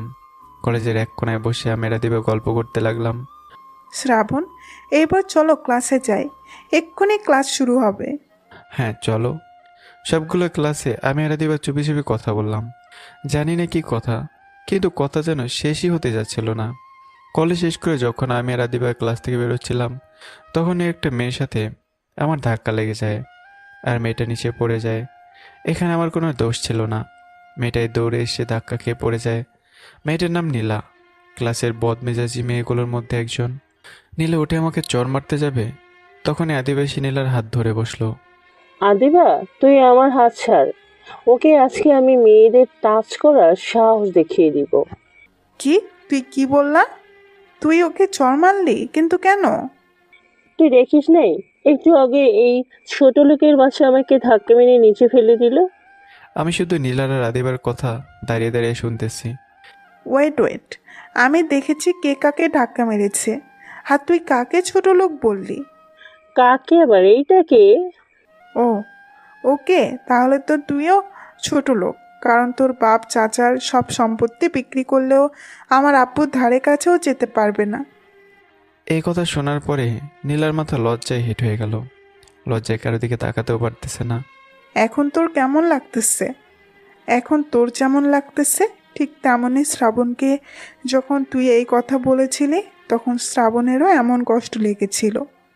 সরি আদিবা, আমি বুঝতে পারিনি। কারো দুর্বলতার সুযোগ নিয়ে কখনো এমন অপমান করতে হয় না। আর সরি আমাকে বলে কি হবে? অপমান কি আমাকে করেছিলি? সরি শ্রাবণ, আমাকে মাফ করে দিও। হ্যাঁ ঠিক আছে। এরপর নীলা চলে গেল। আমি চারপাশে দেখি ক্লাসের সবাই দাঁড়িয়ে এতক্ষণ আমাদের কথা শুনছিল। এরপর সবাই চলে গেল। আমি আর আদিবা কলেজ থেকে বের হলাম। রাস্তা দিয়ে হাঁটতেছি, কারো মুখে কোনো কথা নেই। হঠাৎ করে আদিবা বলল, নীলা যখন তোকে চড় মারতে যাচ্ছিল তখন কিছু বললি না কেন? আমার এইসব সহ্য হয়ে গেছে। দিব একটা চড়। এরপর থেকে যেন সবসময় আমি দেখতে পাই তুই সব কিছুর সঠিক জবাব দিস। তার দরকার নেই। কেন? তুমি থাকতে আমার কোনো চিন্তা নেই। ওফ, তুই একটা। কিছু সময় পর আদিবা বলল, আর একটা কথা, কি কথা বলো? আমরা তো ফ্রেন্ড নাকি? কোনো সন্দেহ? না। তাহলে কি বলো? আজ থেকে আমি তোমাকে তুই করে বলবো আর তুমিও আমাকে তুই করে বলবা। তুমি তো ভালো ছিল। না, ঠিক নেই। ফ্রেন্ডদের মাঝে তুমি মানায় না। ওকে ঠিক আছে, এরপর থেকে তুই করে বলবো। কিছুক্ষণ পরে বাসায় চলে এলাম। আদিবাকে বিদায় জানিয়ে আমি আমার রুমে চলে এলাম আর বসে বসে ভাবতে লাগলাম, আদিবা না থাকলে হয়তো আজকে শুধু শুধু থাপ্পড় খেতে হতো। আর আদিবা আজকে যে জবাব দিয়েছে তাতে মনে হয় না কেউ আমাকে আর ছোটো লোক বলে অপমান করবে। আর তাছাড়া এই মেয়েটা একদম পাগলি একটা। আমি আর দেরি না করে ফ্রেশ হতে চলে গেলাম। ফ্রেশ হয়ে যেয়ে বাইরে এসেছি তখন এদিকে আদিবার ফোন। আমি ভাবলাম একটু আগেই তো কথা হলো, এখন আবার ফোন কেন করেছে? হ্যালো, কি হয়েছে আদিবা? শোন, আমি একটু মার্কেটে এসেছি, তুই প্লিজ কিছু একটা রান্না করে খেয়ে নে। হ্যাঁ সে ঠিক আছে, কিন্তু তুই এখন বাইরে গেলি কেন? একটা জরুরি কাজ আছে। একা একা যেতে কেন হলো? আমাকে নিয়ে গেলে কি হতো? উফ, সরি বাবা, মনে ছিল না। হুম তোকে আনলে কি আর সারপ্রাইজ হবে? কিছু বললি? বলতেছি যে আজকে তো তোর টিউশনে নেই, তাই না? হ্যাঁ কিন্তু কেন? বিকেলে তোর জন্য একটা সারপ্রাইজ আছে। ওহ, তুই আর তোর সারপ্রাইজ। আচ্ছা ভাই, রাখি। এরপর ফোন রেখে দিলাম। আমি কিচেনে গিয়ে দেখি নুডলসের প্যাকেট আছে কয়েকটা। আমি সেখান থেকে এক প্যাকেট রান্না করে খেয়ে নিলাম। কে আবার এই দুপুরবেলা ভাত রান্না করবে, তাই সহজে কাজ চালিয়ে নিলাম। আরে ভাই, এটাই ব্যাচেলর লাইফ, কোনো কাজ নেই, তাই সুন্দর করে বিছানা তৈরি করে ঘুমিয়ে গেলাম ঘুমের রাজ্যে। বিকেলবেলা ফোনের শব্দে ঘুম ভেঙে গেল। ঘুম থেকে উঠেই ফোন রিসিভ করলাম। আদিবার ফোন ছিল। কি হয়েছে বল? তাড়াতাড়ি সাথে চলে আয়, কাজ আছে। ওকে, 2 মিনিট আসতেছি। আমি ফ্রেশ হয়ে ছাদে এলাম। ছাদে সেদিকে আদিবা দাঁড়িয়ে আছে, কিন্তু ওর হাত দুটোর পিছনে কি যেন রাখা। আমি শিওর ওর হাতে কিছু একটা আছে যেটা পিছনে লুকিয়ে রেখেছে। কি হয়েছে? কিসের এত জরুরি তলব? তোর জন্য একটা সারপ্রাইজ আছে। কি সারপ্রাইজ? আগে তোর মোবাইল ফোন থেকে সিম খুলে ফেল। কেন? যেটা বলতেছি সেটা কর আগে। এরপর আমি আমার মোবাইল থেকে সিম খুলে ফেললাম। সিম খোলার সাথে সাথেই আদিবা আমার হাত থেকে ফোনটা নিয়ে সোজা ছাদ থেকে সরে ফেলে দিল। আমি পুরো অবাক হয়ে গেলাম। এটা কি হলো? কিছু না, এই নে তোর নতুন মোবাইল। পিছন থেকে একটা মোবাইলের বক্স বের করে বলল, এটা আমি নিতে পারবো না। ওকে, তাহলে মোবাইল ছাড়াই চল এখন। দূর, ভালো লাগে না। আদিবা ইচ্ছে করে আমাকে ব্ল্যাকমেল করতেছে, কারণ ও জানে আমার কাছে মোবাইল থাকলে আমি ওটা নেব না, তাই আমারটাও ফেলে দিয়েছে। কি বুদ্ধি মাথায়! দে, আমি নেব। আমি জানি তো বাবু। এত দামি মোবাইল আমার জন্য না কিনলেও পারতি। তুই একদম চুপ কর আর মোবাইলটা আমার কাছে দে। এই নে। এরপর আদিবা আমার কাছ থেকে মোবাইল নিয়ে আমার আর ওর সেলফি নিল। এটাই আমাদের প্রথম ছবি। এরপর আর কিছু সময় গল্প করে আদিবার আমি নিচে চলে গেলাম। এভাবে আমার জীবন চলতে লাগলো। দেখতে দেখতে কেটে গেল 2 বছর। 2 বছর পর ফাইনাল ইয়ারের শেষ পরীক্ষা দিয়ে বাইরে বের হলাম। সবগুলো পরীক্ষায় মোটামুটি ভালো দিয়েছি। পরীক্ষার হলের বাইরে দাঁড়িয়ে আছি, কারণ আদিবা ভেতরে। এখনও পরীক্ষা দিয়ে বের হয়নি। আমি দাঁড়িয়ে না থেকে কলেজের সামনে একটা টং দোকানে গেলাম। সেখানে গিয়ে বললাম, মামা 1 কাপ চা দেন তো। হালকা নাকি কড়া করে? কড়া করে। চিনি একটু বেশি দিন। আচ্ছা। কিছু সময় পর দোকানদার মামা চা দিলেন। চলুন খেতে খেতে আমি আপনাদেরকে এই 2 বছরে ঘটে যাওয়া কিছু ঘটনা বলি। প্রথমে আদিবাকে দিয়ে শুরু করি। এই মেয়েটা এখন আমার জীবনের সাথে এমনভাবে জড়িয়ে আছে যে আদিবাকে ছাড়া আমি একটা দিনও কল্পনাই করতে পারি না। যেমন ধরেন, আমি কখন ঘুম থেকে উঠবো, কখন কি খাবো, কি জামা কাপড় পরবো, কখন কোথায় যাবো ইত্যাদি। মানে সব কিছুতে আদিবা জড়িয়ে আছে। আর আদিবা আমার উপর এমনভাবে জোর খাটায় যেন আমি ওর বয়ফ্রেন্ড। আমি অবশ্য ওর এই জোর খাটানোগুলোকে খুব ভালোবাসি। বছর 2 আগে আমি টিউশনি করাতাম, আর এই টিউশনির টাকা দিয়ে আমার সব খরচ আমি চালাতাম। একটু কষ্ট হলেও মোটামুটিভাবে আমার সব কিছু চলে যেত। একদিন আমি টিউশনি করে রাত 10টার সময় বাড়ি ফিরি। সেদিন খুব কষ্ট হয়েছিল, আর কাছে পর্যাপ্ত টাকা ছিল না। তাই আমি সেদিন রাতে হেঁটে হেঁটে বাসায় যাচ্ছিলাম। ফোনেও চার্জ ছিল না, তাই ফোনটাও সেদিন অফ ছিল। আমি যখন গেট দিয়ে বাসায় ঢুকবো, তখন আদিব আমার সামনে আসে। আমি একটু অবাক হয়ে যাই। আমি অবাক হয়ে জিজ্ঞাসা করলাম, আদিবা, তুই এত রাতে এখানে? তোর জন্য দাঁড়িয়েছিলাম। আমার জন্য? এত রাতে? কি বলবি বল। এত রাত পর্যন্ত কি টিউশনি করা খুব জরুরি? তোকে কতবার বলবো, এই ঢাকা শহরে থাকতে গেলে অনেক টাকার প্রয়োজন হয়, আর টাকা ইনকাম করতে হলে তো একটু কষ্ট করতে হবে। তুই তোর লাস্ট ইয়ারের রেজাল্ট দেখেছিস? হ্যাঁ, একটু মন খারাপ করে বললাম, কারণ রেজাল্ট খুব বাজে হয়েছে। রেজাল্ট খারাপ হওয়ার একটাই কারণ, আর সেটা হলো এই রাত পর্যন্ত টিউশন করা। তুই বই পড়বি কখন যদি এভাবে চলতে থাকে? তো বল, আমি করতে পারি। আমি একটা প্ল্যান বের করেছি। এখন থেকে তুই আর টিউশন করাবি না। মানে কি? তুই জানিস তুই কি বলতেছিস? আমি জানি। এরপর থেকে তোর সব খরচ আমি বহন করব। তুই শুধু ভালো করে পড়াশোনা করবি। না, আমি এভাবে ভালো আছি, দরকার নেই। আমি আদিবাকে আর কিছু বলতে না দিয়ে সোজা বাসায় চলে আসি। আদিবা আমার পেছন পেছন আসে। আমি যখন এই দরজা বন্ধ করতে যাব, তখনই আদিবা আমার রুমে ঢুকে বলে, দেখ শ্রাবণ, আমি তোর ভালোর জন্যই বলতেছি। না, এটা সম্ভব না। তোকে আমার কসম। আদিবার কথা শুনে আমি থমকে গেলাম। এই মেয়ে যেভাবেই হোক আমাকে বেকার করেই ছাড়বে। আদিবা খুব ভালো করেই জানে যে আমি ওর কথা ফেলতে পারবো না। এটা কি খুব জরুরি ছিল? খুব জরুরি ছিল। মাঝে মাঝে মনে হয় এই হাসির ভিতরে ডুবে থাকি। এই হাসির জন্যই আদিবার সব কথা আমি মেনে নেই। ওই দিন রাতে আদিব আমার ফোন অন করে সবাইকে ফোন করে বলে দেয় যে আমি আর টিউশনি করাবো না। প্রথমে কেউ রাজি হচ্ছিল না, পরে সবাই রাজি হয়। ওই দিন থেকে আদিব আমার যাবতীয় খরচ সবই দেয়। কথাটা শুনতে কেমন হলেও এটাই সত্যি। আমি আগে থেকে ভেবে রেখেছি যে যখন আমার একটা চাকরি হবে, তখন আদিবের সব টাকা আমি ফেরত দিয়ে দেব। আমি কখন আদিবের কাছে মুখ দিয়ে টাকা চাইনি। জানি না কীভাবে আদিবা সব বুঝে ফেলতো। আমার টাকা চাওয়ার আগেই আদিবা আমার হাতে টাকা দিয়ে দিত, আমার প্রয়োজনের থেকেও বেশি। আর সব থেকে বড় কথা, যেটা আমি আদিবার কাছ থেকে লুকিয়ে রেখেছি, সেটা হচ্ছে আমি আদিবাকে খুব ভালোবেসে ফেলেছি। কিন্তু আমি আজ পর্যন্ত সেটা আদিবাকে বলতে পারিনি। খুব ভয় হয় যদি আদিবা আমাকে ফিরিয়ে দেয়, তাহলে আর হয়তো আমার আদিবার সেই বন্ধুত্ব থাকবে না। প্রায় 2 বছর আগে থেকে আমি আদিবাকে মনে মনে ভালোবাসি। অনেক দিন তো হলো। এভাবে হাত গুটিয়ে বসে থাকলে হয়তো আদিবা অন্য কারো হয়ে যাবে। তাই আমি ঠিক করেছি ফাইনাল পরীক্ষা হওয়ার পরেই আদিবাকে আমি বলে দেব। আজকে পরীক্ষা যেহেতু শেষ হয়েছে, তাই খুব তাড়াতাড়ি আদিবাকে আমার মনের কথা বলে দেব। আমি জানি আদিবা কখন আমাকে ফিরিয়ে দেবে না। একা একা বসে কথাগুলো ভাবছিলাম, তখনই গেটের দিকে চেয়ে দেখি আদিবা পরীক্ষা দিয়ে বের হয়েছে। তাই আমি আর দেরি না করে চায়ের বিল মিটিয়ে সোজা আদিবার সামনে চলে এলাম। এই, তুই এত সময় ধরে ভিতরে কি করতেছিলি? আরে আর বলিস না, আমার পাশে একটা গাধা বসেছে, তোকে বলেছিলাম না? হ্যাঁ, ওই আবার কি করলো? সে কিচ্ছু পারে না, আমাকে পুরো চালিয়ে মেরেছে, তাই একটু লেট হয়ে গেল। এবার চল বাসায় যাই। না, আজকে কোনো বাসায় যাওয়া হবে না। আজকে সারাদিন শুধু ঘুরে ফিরে বেড়াবো। কিন্তু সেটা তো কালকেও যেতে পারি। না, আজকে আর এখনই ঘুরবো। আচ্ছা বাবা, চল। এরপর আমি আর আদিবা একটা রিক্সা নিলাম। আর এখন আদিবার সাথে রিক্সায় বসতেও লজ্জা করে না। রিক্সায় বসে দুজনে গল্প করতেছিলাম। তখন আদিবা পাশে একটা ফুচকার দোকান দেখতে পেল। বেশ, হয়ে গেল। শ্রাবণ, চল ফুচকা খাবো। এই না, ফুচকা খেলে শরীর খারাপ করবে তোর।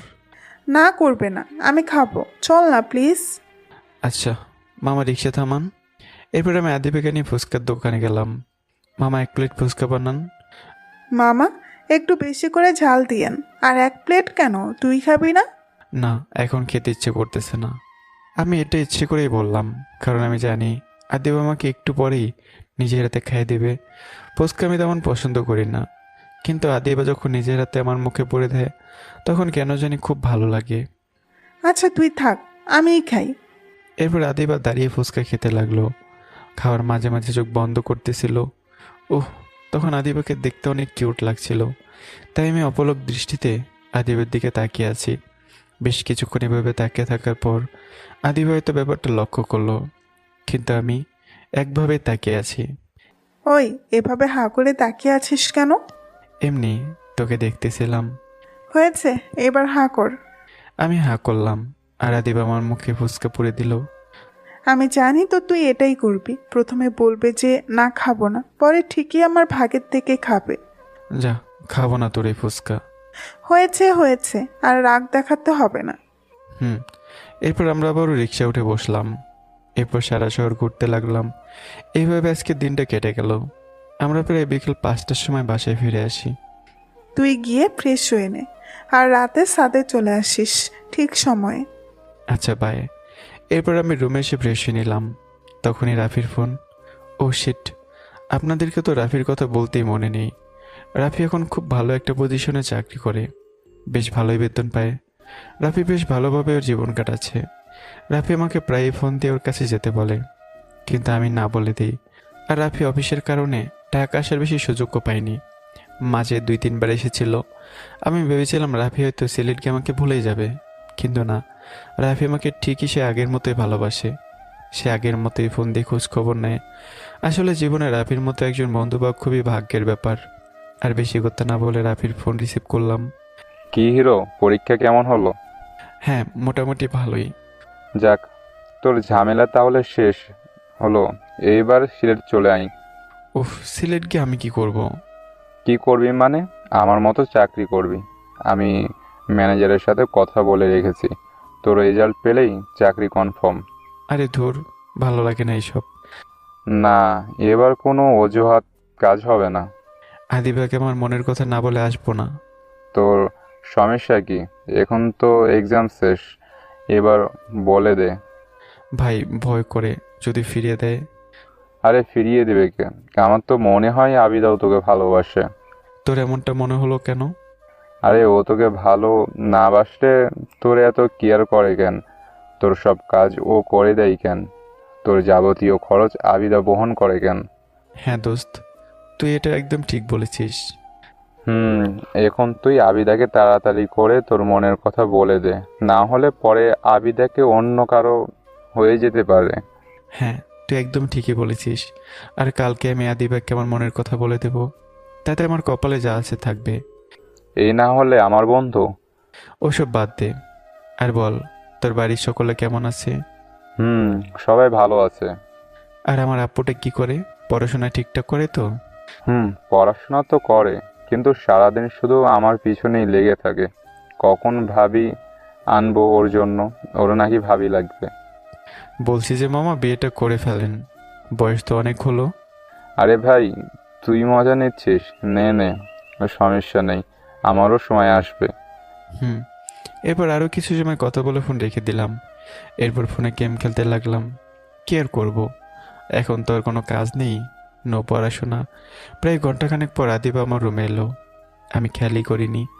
আদিবা আমার কাছে এসেই সোজা আমার মাথায় আস্তে করে একটা চড় দিয়ে ফোনটা কেড়ে নিল। এই, তুই আমার ফোন দে।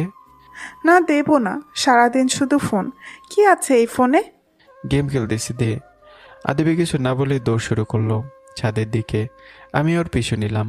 আদিবা যেহেতু চিকন পাতলা, তাই আমি ওর সাথে দৌড়ে পারলামই না। ছাদেই সেই।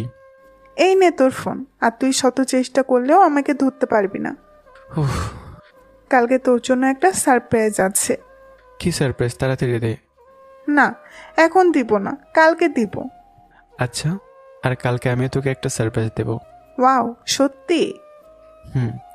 আচ্ছা। এরপর আমি আর আদিবা ছাদে বসে অনেক সময় গল্প করলাম। চাঁদের আলোয় আদিবাকে দেখতে অনেক সুন্দর লাগতেছিল। আদিবাকে দেখে আমি ঘোরের মধ্যে চলে যাচ্ছিলাম। অনেক কষ্ট করে নিজেকে সামলে নিলাম। এরপর রাত 9টার সময় আমি আর আদিবা নিচে চলে এলাম। আদিবা রাতের খাবার বেড়ে দিয়ে চলে গেল। আমি খাবারগুলো খেয়ে প্লেট পরিষ্কার করে নিলাম। এরপর সোজা বিছানায় গিয়ে শুয়ে পড়লাম। প্রতিদিনের মতো আজকেও আদিবার ফোনে আমার ঘুম ভাঙলো। ঘুম ঘুম চোখে আদিবার ফোন রিসিভ করলাম। বল। ওই, তোর রুমের দরজায় আমি সেই কখন থেকে ধাক্কা দিতেছি, তুই দরজা খোল আগে। উফ, এখন তো একটু শান্তিতে ঘুমাতে দে। না আছে কলেজের প্যারা, না আছে কোনো কাজ, প্লিজ। ওই, তুই দরজা খুলবি নাকি? ধুর, ভালো লাগে না। আমি গিয়ে দরজা খুলে দিলাম। এরপর আবার বিছানায় শুয়ে পড়লাম। আদিবা কোনো কথা না বলে আমার দিকে তাকিয়ে আছে। আমি সেদিকে খেয়াল না করে শুয়েই থাকলাম। প্রায় 2 মিনিট পরে আমার উপরে হঠাৎ পানির বন্যা বয়ে গেল। হ্যাঁ, আদিবা আমার গায়ে পানি ঢেলে দিছে আর আমার ঘুম একদম চলে গেছে। আমি এক লাফে দাঁড়িয়ে গেলাম। কি জনাব, এবার ঘুম ভেঙেছে? তুই রোজ আমার ঘুমের 12টা বাজিয়ে দিস এভাবে? কাল রাতে কি বলেছিলাম মনে আছে? কি বলেছিলি? তোর জন্য একটা সারপ্রাইজ আছে, তুই তাড়াতাড়ি ফ্রেশ হয়ে নে। ওহ, আমার তো মনেই ছিল না। আমি তোকে কিছু বলবো আজকে। আমি সাথে যাচ্ছি, তুই ফ্রেশ হয়ে সাথে চলে আয়। ওকে। এরপর আমি খুশি মনে ফ্রেশ হতে গেলাম। ওয়াশরুমে গিয়ে একটু প্র্যাকটিস করে নিলাম কিভাবে আদিবাকে আমার মনের কথা বলবো। আজকে অনেক খুশি লাগতেছে। নিজের অজান্তেই মুখে একটা হাসি চলে এলো। এরপর আমি ওয়াশরুম থেকে বের হলাম। এরপর আদিবার সবচেয়ে পছন্দের পাঞ্জাবিটা পরে নিলাম। আদিবা এটা আমাকে গিফট করেছিল। এরপর আমি সোজা ছাদে চলে গেলাম।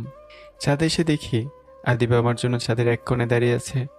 আমি সোজা আদিবার কাছে গিয়ে বললাম, হ্যালো মিস আদিবাসী। ওই, তুই আমাকে আদিবাসী বললি? আর কথা না বলে আমার দিকে হা করে তাকিয়ে থাকলো আদিবা। এই, এমন করে তাকিয়ে আছিস কেন? বাবা, আজকে সকাল সকাল পাঞ্জাবি, ঘটনা কি মিস্টার? ঘটনা পরে বলা যাবে, আগে বল আমাকে কেমন দেখাচ্ছে? নায়কের মতোই লাগছে, তবে চোখে সানগ্লাস আর হাতে ঘড়ি হলে পুরো আল্লুর মতো লাগতো। আমি জানি তো। এবার আমার সারপ্রাইজ দে তাড়াতাড়ি। আমাকে আব্বু কাল রাতেই বলেছে, আর আমি তোকে এখন বলতেছি। কি বলেছে আঙ্কেল? আব্বু আমার বিয়ে ঠিক করেছে, আর মাত্র 5 দিন পরে আমার বিয়ে। আর আজকে একটু পরে ছেলের বাড়ি থেকে আমাকে দেখতে আসবে। কথাগুলো শোনার পর আমি 2 পা পিছিয়ে গেলাম। আমার মাথায় যেন আকাশ ভেঙে পড়ল। এটা কি করে হতে পারে? আমি আদিবাকে ভালোবাসি, আর আদিবাকেই আমি চাই সারা জীবন। কি রে, তোরা আবার কি হয়েছে? মুখটা এমন কালো হয়ে গেল কেন? তুই নিশ্চয়ই আমার সাথে মজা করতেছিস, তাই না? আরে মজা করব কেন? আব্বু নাকি আমার বিয়ে অনেক আগে থেকেই ঠিক করে রেখেছে, তাই তো দেখিস নাই আমি কোনো রিলেশনে যাইনি। আমি কি বলবো কিছুই বুঝতেছি না। এখন আমার কি বলা উচিত? এখন কি আমার ভালোবাসার কথা আমি বলে দেব? জানি না কি করব। আমার মাথাটা কেমন যেন ঘুরতেছে। চুপ করে আছিস কেন? তুই খুশি না আমার বিয়ে ঠিক হওয়ায়? আদিবা, আমি তোকে ভালোবাসি। আমিও তো তোকে ভালোবাসি। আদিবা, আমি মজা করতেছি না। আমি তোকে ভালোবাসি। সেই প্রথম দিন থেকে তোকে ভালোবাসি, কিন্তু তোকে ভয়ে বলতে পারিনি। আমার কথা শুনে নিমিষে আদিবার মুখের হাসি চলে গেল। তুই কি বলতেছিস? তুই জানিস? শোন শ্রাবণ, আমি তোকে আমার বন্ধু ভাবি, আর তুই এইগুলো কি বলতেছিস? আদিবা, তুই... আর কিছুই বলতে পারলাম না। তখন আদিবার ফোনে একটা কল আসলো। আদিবা আমাকে খেয়াল না করে ফোনটা রিসিভ করলো। অপর পাশ থেকে কি বলতেছিল সেটা বুঝতেই পারিনি। কথাটা ছিল এমন, আব্বু, আমি সাদে। কখন আসছে? আমি এখনই আসতেছি, তোমরা অপেক্ষা করো। এরপর আদিবা ফোন রেখে দিল। আমি নিচে যাচ্ছি। প্লিজ আদিবা, তুই আমার কথাটা শোন প্লিজ, আমি তোকে খুব ভালোবাসি। আদিবা আমার কথা সম্পূর্ণ না শুনেই হেঁটে চলে গেল। আর আমি ছাদে বসে কান্না করতে লাগলাম। জানি না আজকে খুব কান্না করতে ইচ্ছে করতেছে। ইচ্ছে করছিল চিৎকার করে কাঁদতে, কিন্তু কথায় আছে না, ছেলেদের লুকিয়ে কান্না করতে হয়। আদিবার কথাগুলো যেন সব আমার মাথার উপর দিয়ে গেল। আমি কি করব এখন? আদিবা যদি আমার না হয়, তাহলে আমি বাঁচতে পারবো না। না, কিছুতেই না। আমাকে হাল ছাড়লে চলবে না। এখনো 5 দিন আছে আদিবার বিয়ের। আমাকে যে করেই হোক এই বিয়ে আমার আটকাতেই হবে। আদিবা একটু পর যখন খাবার নিয়ে আসবে, তখন ওকে আবার বলবো। আমি আমার চোখ মুছে নিজের রুমে চলে এলাম। বসে বসে ভাবতে লাগলাম, কিভাবে পাবো আমি আদিবাকে? এত বছরের সম্পর্ক, এত বছরের বন্ধুত্ব আমার বেস্ট ফ্রেন্ড সে, তাকে ছাড়া আমি কিভাবে থাকবো? আর তাছাড়া যদি এমনও হয় ছেলেপক্ষ আদিবাকে পছন্দ করেনি, তাহলে আমার কাজ আরও সহজ হয়ে যাবে। প্রায় 2 ঘন্টা হয়ে গেল, তা আদিবার কোনো খোঁজ খবর নেই। তাই আমি ভাবলাম আদিবাদের বাসায় যাব। তখনই আদিবা আমার রুমে খাবার নিয়ে এলো। আমি বসা থেকে দাঁড়িয়ে গেলাম। আদিবা কিছু না বলে খাবার বাড়তে লাগলো। এই নে, খেয়ে নে। আর তখনকার জন্য আমি সরি, আসলে তখন আমি মজার মুডে ছিলাম না। তোর কি মনে হয় তখন আমি মজা করেছিলাম? তা নয় তো কি। আদিবা, আমি তোকে ভালোবাসি, তোকে ছাড়া আমি বাঁচতে পারবো না। ছি শ্রাবণ, ছি, তোর লজ্জা লাগে না এগুলো বলতে? তোকে আমি সবসময় বন্ধুর চোখে দেখেছি, আর তুই কি না? আর তার চেয়ে বড় কথা, আমার বিয়ে ঠিক হয়ে গেছে। ছেলেপক্ষ আমাকে আন্টি পরিয়ে দিয়ে গেছে। ছেলের নাম Arman, software engineer. Adiba please, তুই বোঝার চেষ্টা কর। আমি তোকে খুব ভালোবাসি, সেই প্রথম থেকেই। তোকে ভয়ে বলতে পারিনি, ভেবেছিলাম এক্সাম শেষ হলে বলবো। আর আজকে সকালে বলতেই চেয়েছিলাম, কিন্তু তুই তার আগেই। খাবার রেখে গেলাম, খেয়ে নিস। এই বলে আদিবা চলে যেতে লাগলো। আমি আদিবার হাত ধরলাম। Adiba, I love you so much. Please আমাকে এভাবে একা রেখে যাস না। তুই এভাবে আমাকে মাঝপথে রেখে চলে গেলে আমি মরে যাব। বিশেষ কর। আর কিছু বলতে পারলাম না। তার আগে আদিবা আমার গালে সজোরে একটা চড় বসিয়ে দিল, আর আমার হাত থেকে ওর হাত ছাড়িয়ে নিল। তুই কি ভেবেছিস তোকে আমি বন্ধু বানিয়েছে বলে কি তুই যা ইচ্ছা তাই করবি? লজ্জা করে না এই কথাগুলো বলতে? তুই কি ভুলে যাচ্ছিস তুই একটা এতিম?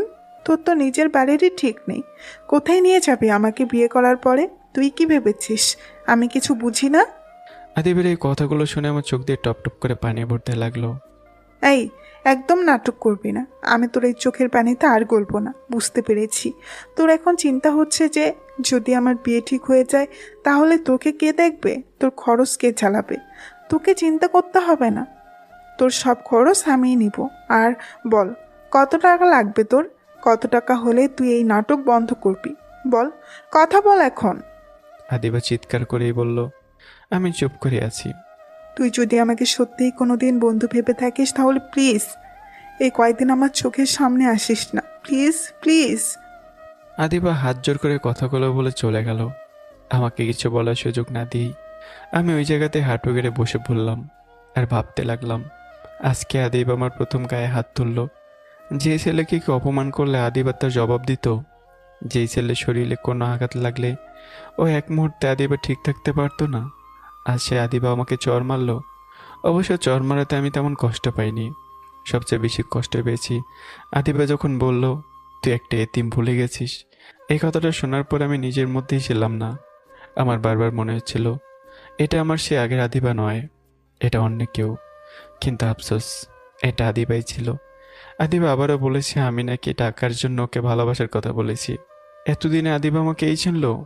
আমি লোভী। আজ নিজেকে নিজের কাছে অপরাধী মনে হচ্ছিল। এত বছরের বন্ধুত্ব, আমার বেস্ট ফ্রেন্ড, সে আমাকে এভাবে বলতে পারলো। আগে অনেক বন্ধু আমাকে বলতো যে ভাই, জীবনে যদি কষ্ট পেতে না চাস তাহলে কখনোই প্রেম প্রীতের মধ্যে জড়াবি না, তাহলে দেখবি তোর সে সুখী আর কেউ হবে না। বন্ধুদের এই কথায় আমি অনেক তর্ক করেছি, কিন্তু পরিশেষে আমি সেই ভুল করে ফেললাম। এখন মনে হচ্ছে জীবনে আদিবার সাথে পরিচয় না হলেই ভালো হতো। হ্যাঁ, আমি আদিবার কথা রাখবো।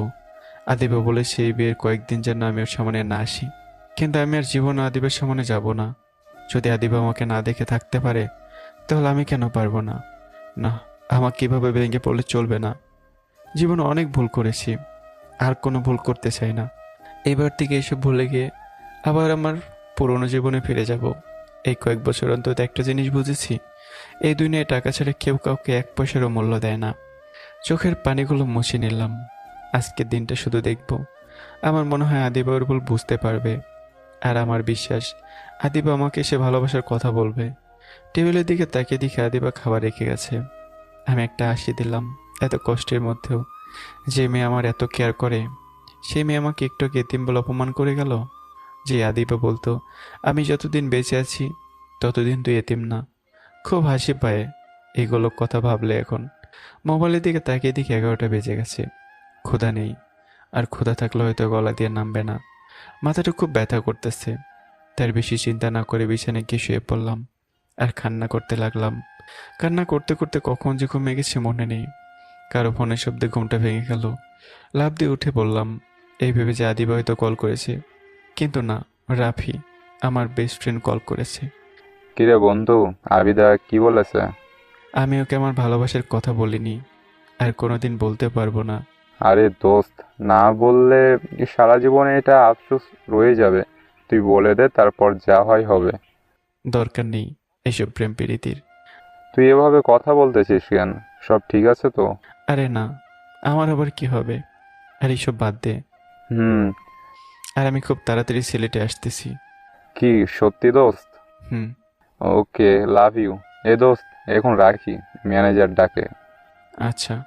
এরপর ফোন রেখে দিলাম। রাফিকে সত্যিটা বললাম না, কারণ আমি জানি আমি সত্যি কথা বললে ও এখানে চলে আসবে, আর যত অসুবিধা হোক না কেন। যাই হোক, এই প্রসঙ্গ বাদ দিই। ঘড়িতে দুপুর 2টা বাজে। এর মধ্যে আদিবার কোনো খোঁজ খবর নেই। আমি রাগ করে আদিবাদের নীল পাঞ্জাবিটা আমার শরীর থেকে টেনে খুলে ছিঁড়ে ফেললাম আর জোরে জোরে কান্না করতে লাগলাম। কেন আমার সাথে এমন হয়? হে আল্লাহ, কী দোষ করেছিলাম আমি, যার জন্য অল্প বয়সে মা বাবাকে হারালাম, আর এখন নিজের ভালোবাসাকে। কান্না করতে করতে আয়নার সামনে গিয়ে নিজের কান্না করা মুখটা দেখতে লাগলাম। আসলে এ আমার চেহারারই দোষ। আমি যাকে যাকে চেহারা দেখিয়েছি তারা আমাকে ছেড়ে চলে গেছে, আর কষ্ট সহ্য করতে না পেরে আয়নায় আঘাত করতে শুরু করলাম। নিমিষে কাজ ভেঙে গেল। হাত থেকে টপ টপ করে রক্ত পড়তে লাগলো। হাতে খুব যন্ত্রণা হতে লাগলো। কিন্তু আদিবার দেওয়া কষ্টের কাছে এটা সামান্য, এটা কিছুই না। হাত থেকে একভাবে রক্ত পড়তে লাগলো। আটকানোর কোনো চেষ্টাই করলাম না। একসময় রক্ত পড়তে পড়তে আমি জ্ঞান হারিয়ে ফেললাম। চারদিকে অন্ধকার, কিছুই দেখা যাচ্ছে না। আমি ঠিক বুঝতে পারছি না আমি এখন কোথায় আছি। ডান দিকে যেদিকে জানলা দিয়ে হালকা হালকা বাতাস আসতেছে, আর এটা তো আমার রুম। আমি দেয়ালে হেলান দিয়ে ঘুমিয়ে পড়েছিলাম। যখন উঠতে যাব তখন আমার ডান হাতে প্রচণ্ড ব্যথা অনুভব করলাম। এত পরিমাণে কষ্ট হচ্ছিল যে বলে বোঝাতে পারবো না। এক পর্যায়ে জোরে চিৎকার করে উঠলাম, কিন্তু আফসোস, আমার এই চিৎকার 4 দেয়ালের বাইরে কখনোই যাবে না। আমি অনেক কষ্টে উঠে রুমের লাইট অন করলাম। রুমের অবস্থা অনেক বাজে। এক পাশে কাচের টুকরো, আর তার পাশে রক্তের পাহাড়। আমি নিজে দেখে ভয় পেয়ে গেলাম, কিন্তু এতে আমার কোনো কষ্ট হচ্ছিল না। আমার কষ্ট হচ্ছিল এটা ভেবে যে আদিব আমাকে দেখতে না পেলে প্রতি মিনিটে মিনিটে আমার রুমে আসতো, আর সে আদিবে সারাদিনে একবার আমার রুমে আসলো না। আমার চোখ থেকে ডুপোটা পানি গড়িয়ে পড়ল। যাক, এইসব ভেবে লাভ নেই। জিনিসপত্র গুছিয়ে নিলাম। ব্যাগের মধ্যে নিজের জামা কাপড় নিয়ে বেরিয়ে পড়লাম। রাস্তা দিয়ে আর মনে হাঁটছি আর ভাবছি আদিবার কথাগুলো। এত নিষ্ঠুর মানুষ কেমন করে হতে পারে? যে মানুষটা আমাকে ছাড়া থাকতে পারতো না, সেই মানুষ কিভাবে আমাকে বলে থাকে থাকবো না আর এই শহরে, চলে যাব দূর অজানায়, যেদিকে দু চোখ যায়